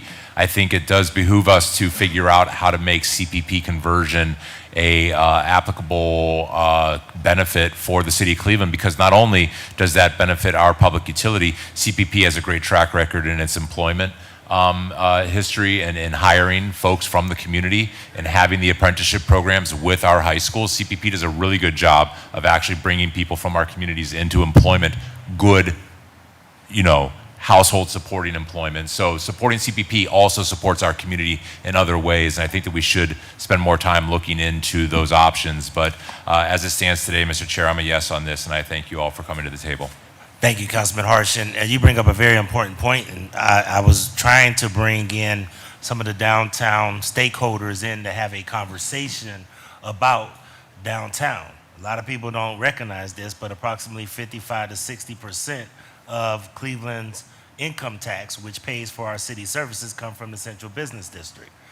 And right now, we have approximately 33 buildings that are either in sheriff's sale, foreclosure, or receivership. And that's approximately 10,000 square feet of empty, unused office space sitting downtown right now. So I know that these are some tough conversations. I totally agree with where Councilman Casey is going. I just want everybody to actually, at one point in time, we really need to roll up our sleeves and have a larger discussion, similar to what Councilwoman House Jones is saying, on how we look at an equitable model for the city of Cleveland. But we also have to make sure that people recognize that this is what creates services for your community. This is what gets the snow plowed, the police officers paid, and getting more bodies and creating more revenue in the city. So trying to find that balance is always tricky, and I think you did a great job of really trying to help in a snapshot talk about why some of these incentives are needed for some of these projects. I'll move now to Councilman Joseph Jones, Councilman Polinsky, Councilman Shaw. Thank you, Mr. Chairman. Just listening to your presentation earlier, Mr. Keller, first off the bat, I've had an opportunity to go and see the particular building and also to see the constraints dealing with trying to navigate all of the investment that First Energy has previously invested in that building and to change that infrastructure. Can you talk a little bit about how much something like that would really fundamentally cost?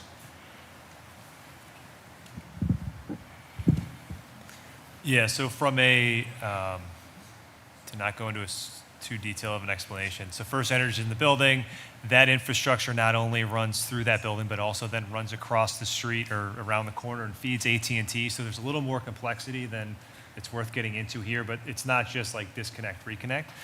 As far as the CPP portion goes, the reason why I think, and this might be the number that Councilman Casey heard when he was on the tour, the construction side of it is probably 1.7 to 2 million, but there's other engineering costs and things that we have to consider on top of that.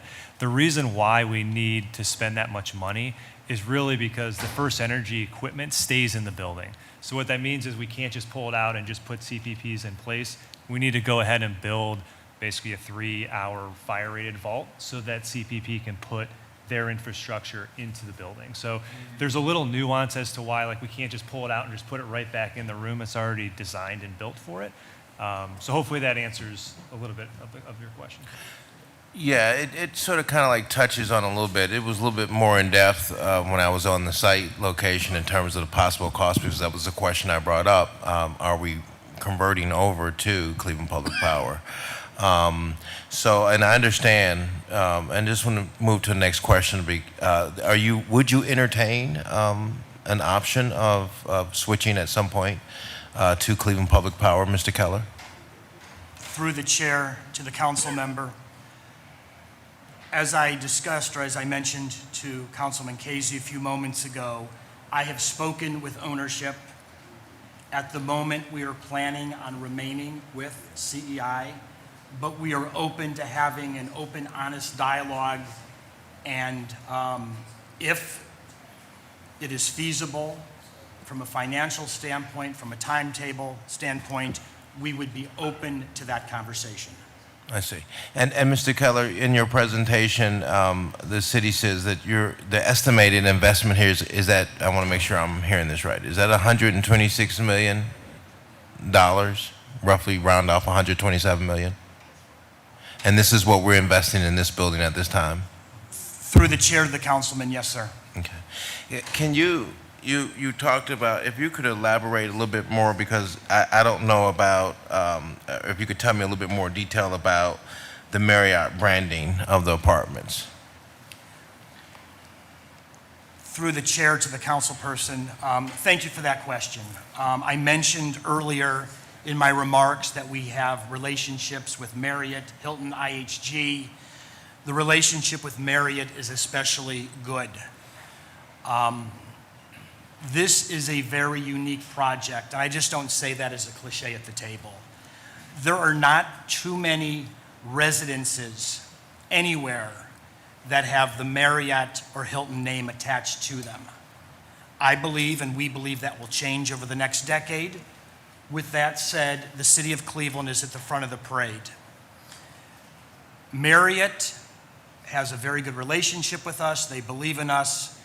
When we brought this project to them, they were initially skeptical. It is a 130-year-old building. It is very large. There's challenges in urban environments, all the above.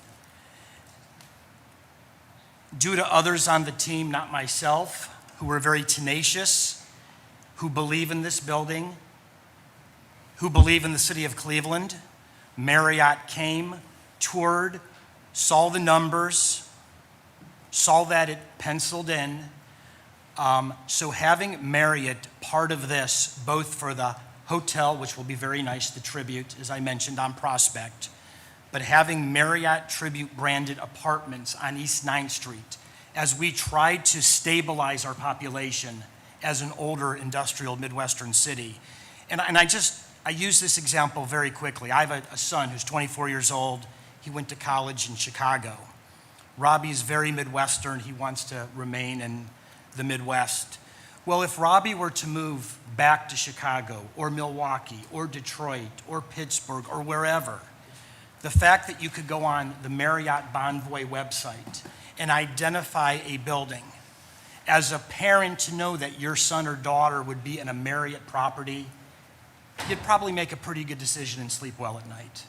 So I appreciate the question, sir. This is a very unique opportunity for the community. And that, just make sure I'm on the same page. Would that make Cleveland number one in the world?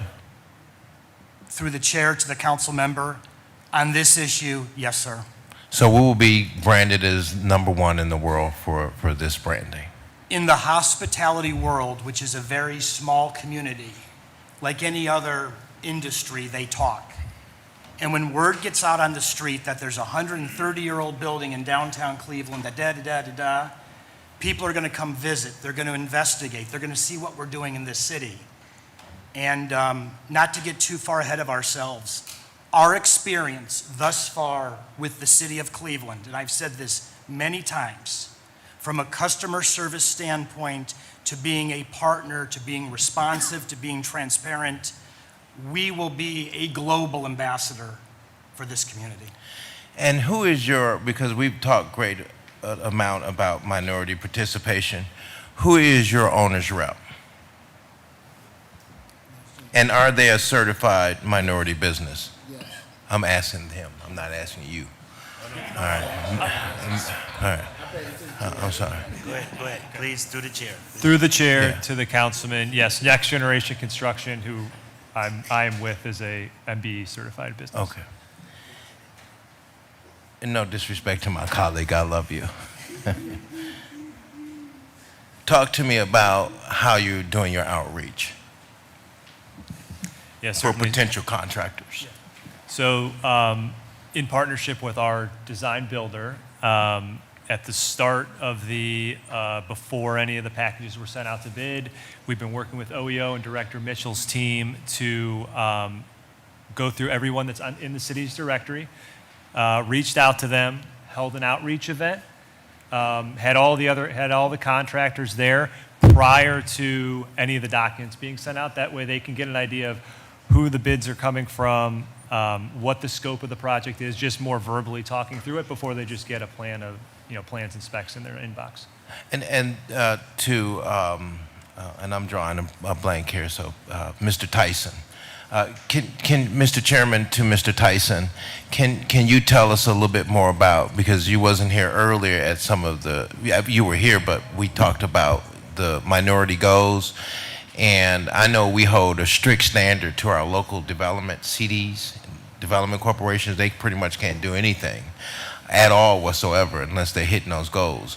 And sometimes we're a little bit soft here on this table. I understand in some instances why, but we don't have that same level of standard with our development corporations as we have with our developers here. Can you tell us a little bit about, on this particular project, how we're coming along?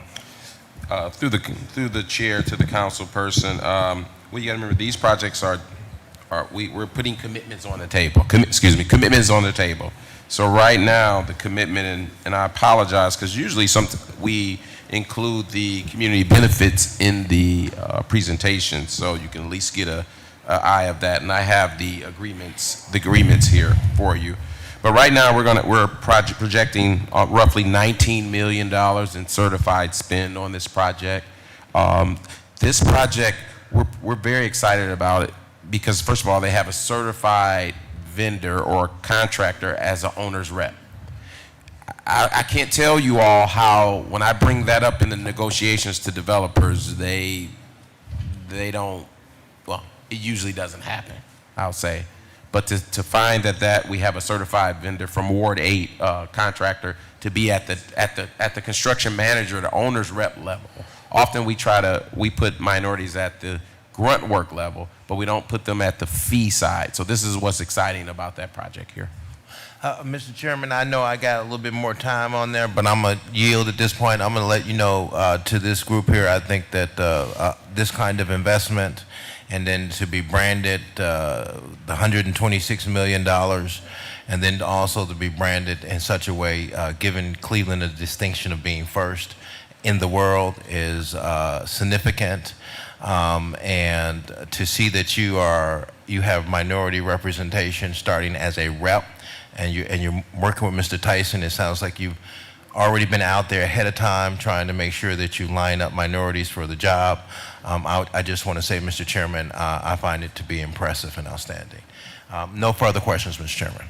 Thank you, Councilman Jones, Councilman Michael Polinsky, Councilman Shaw. I do want to announce to the audience, after this series of questioning, we are going to take a break and then reconvene in probably about half an hour after we finish. Thank you, Mr. Chairman, my honorable colleagues, and to the representatives here at the table. It seems to be a very exciting project. I go past the building constantly. My question is, have you filed before the Board of Revision?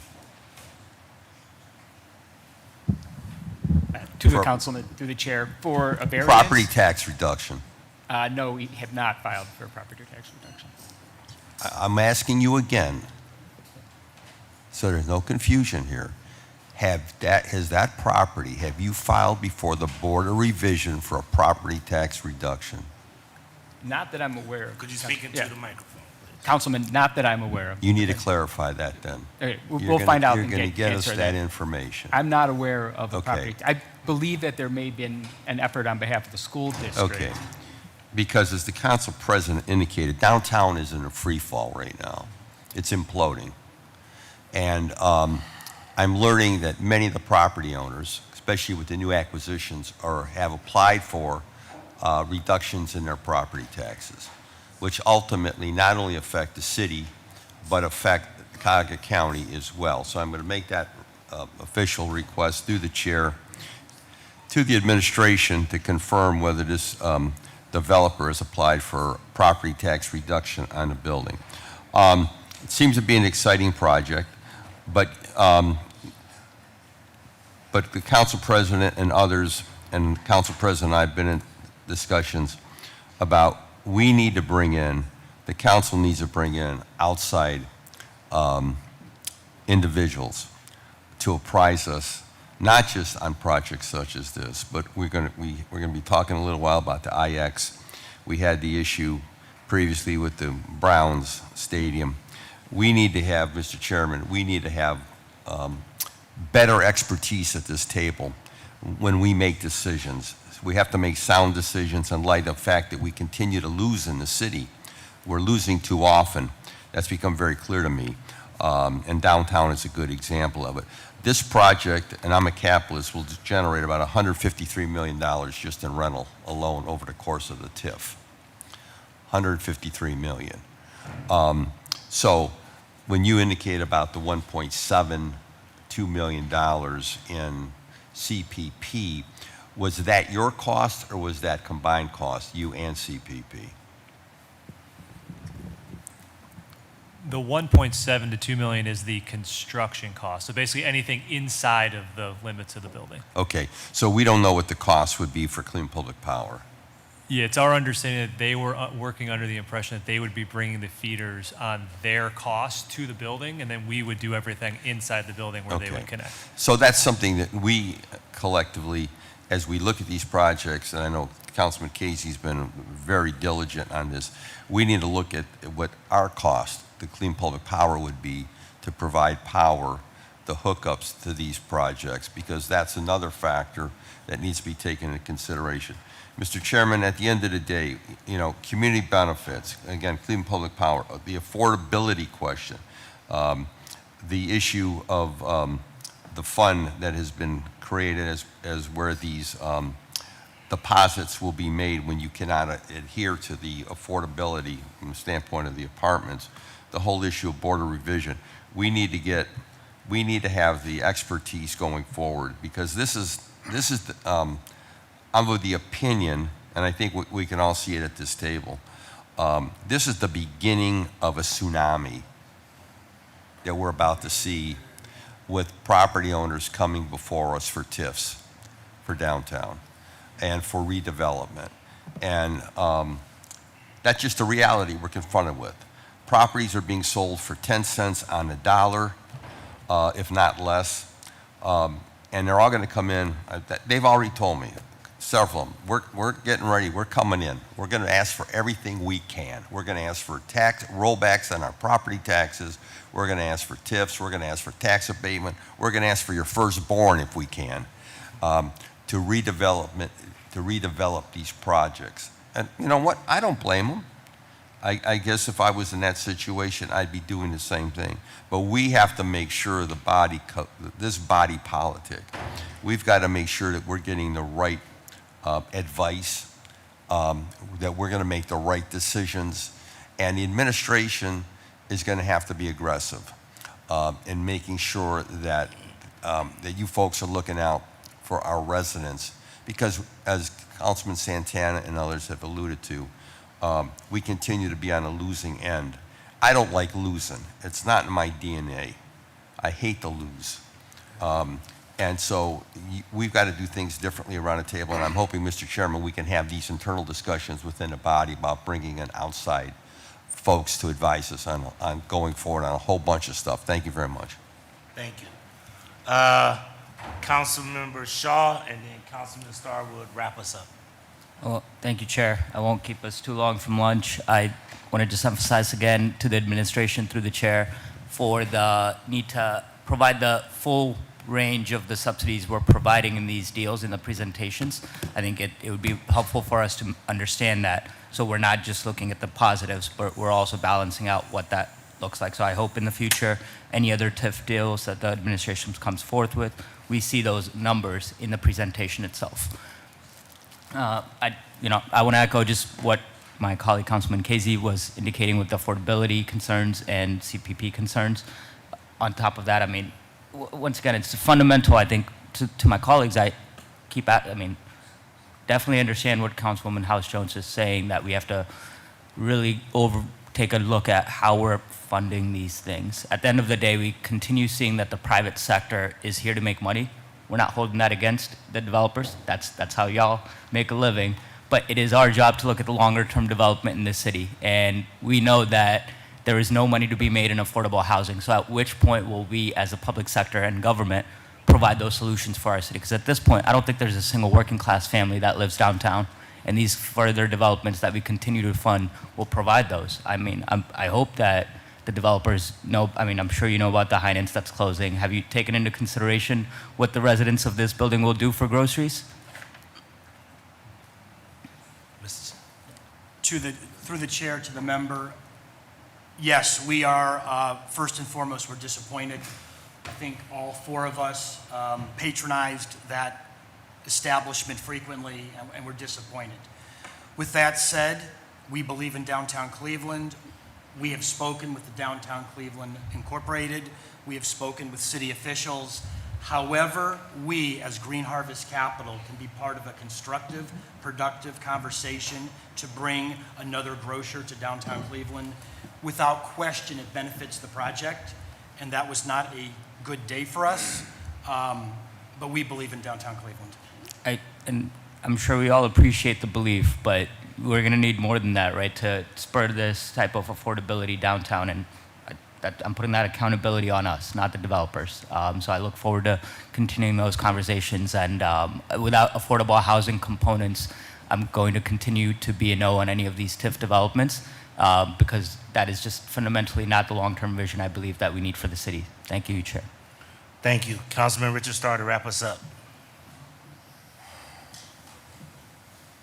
Thank you, Council President. With this Project Scarlet initiative, one, I would like to say that I do support this initiative currently.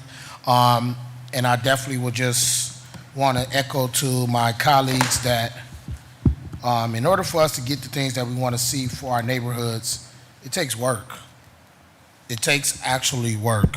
And what I mean by that is, while I'm sitting here as we were all talking, I leaned over and talked to my colleague, Councilwoman Hudson, and I just was searching in my email, just communications amongst me and the director of OEO on just initiatives and how do we get projects.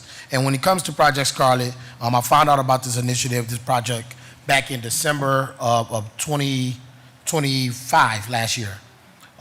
After everything went through elections, they reached out to me.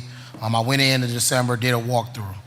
Then they also talked about the previous council members before me actually supported this initiative, and they were in support.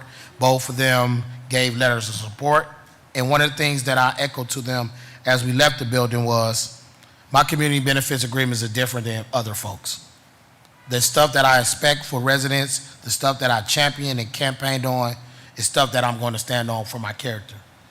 And what I mentioned by that is, how do we ensure that we are creating a place where individuals from the neighborhoods can actually get a job?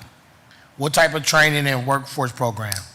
What type of joint ventures do you have in place to make sure that we have some participation from all sectors? Cleveland local business, minority, as well as female business enterprise. How do we achieve those goals? In addition, I asked, what type of additional funding can you help and support? If you're going to ask for $16, $20 million of taxpayer support, what can we get return on our investment? Now, the first initial CBA that was sent over to me, it probably came, I think, in March, and I replied back to the email to Director Tyson Mitchell, no, that ain't it. Then I sent over to Director Tyson Mitchell a list of things that would make me want to support the initiative from a TIF financial strategy. From that conversation and emails back and forth, me and Director Tyson Mitchell was able to sit down and we were able to work out what we can actually do, in which there is money that are going to pay up to a fund to be able to help support different initiatives in the area where the development is coming at.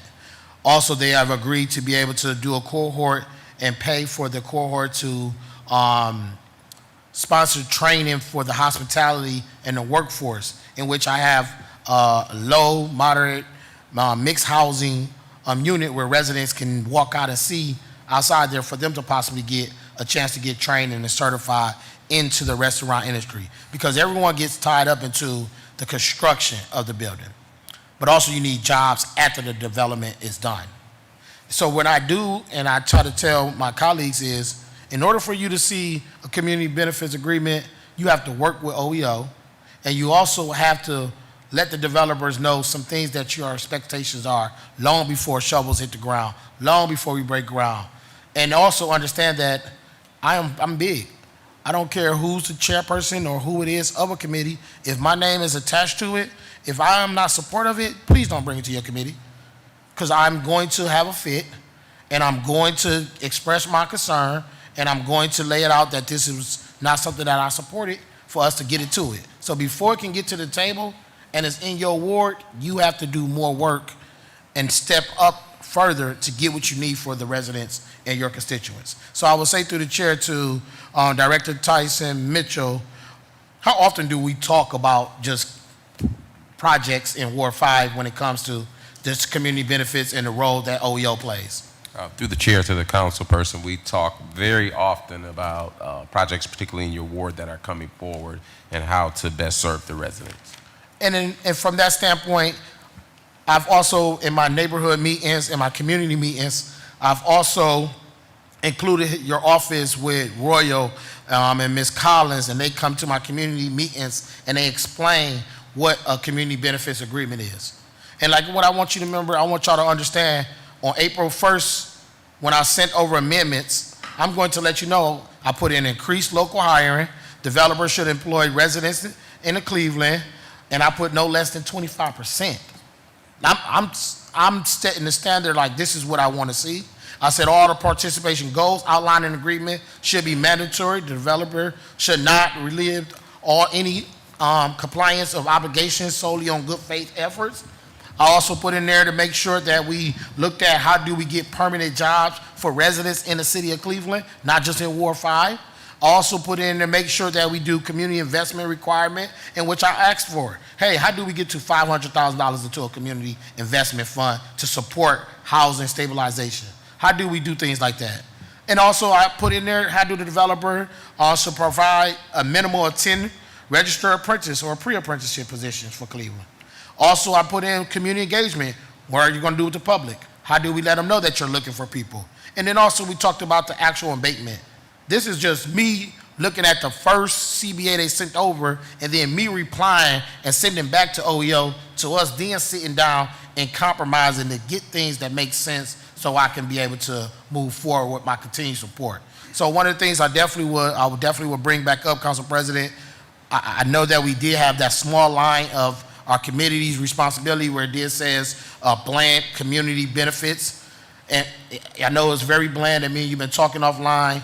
I believe given, once again, we're at the table, we have an opportunity within the Workforce Committee to help line up the agenda to help support our colleagues on making sure they get what they want, and also having that committee to support their needs of how they are ready. Obviously, before that legislation come to the table or come to that committee, it will be of the respect of the council person in that committee who wants that to be heard because they support the initiative, but also making sure we have extra eyes on the community benefits and working with OEO. It can be something that we can actually do if we choose to as a council of working through that strategy. And I yield, Chair, and I definitely want to say thank you, Greg. Thank you for the entire team. Thank you for Next Gen Construction. And I want you to know that, like Councilwoman House Jones talked about, I made sure that I let them know what a joint venture looked like.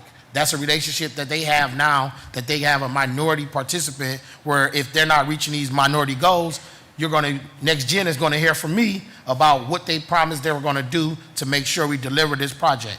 And it takes that type of hands-on approach in order for us to right the wrongs of things that was done and a system that exists long before either one of us got here. And I yield, Council President. Thank you. That concludes this reading. Hearing no further comments, ordinance number 686-2026 stands approved. We are now going to break and adjourn. I'd ask everybody to reconvene at approximately, if we could, 1 o'clock. Okay? Thank you.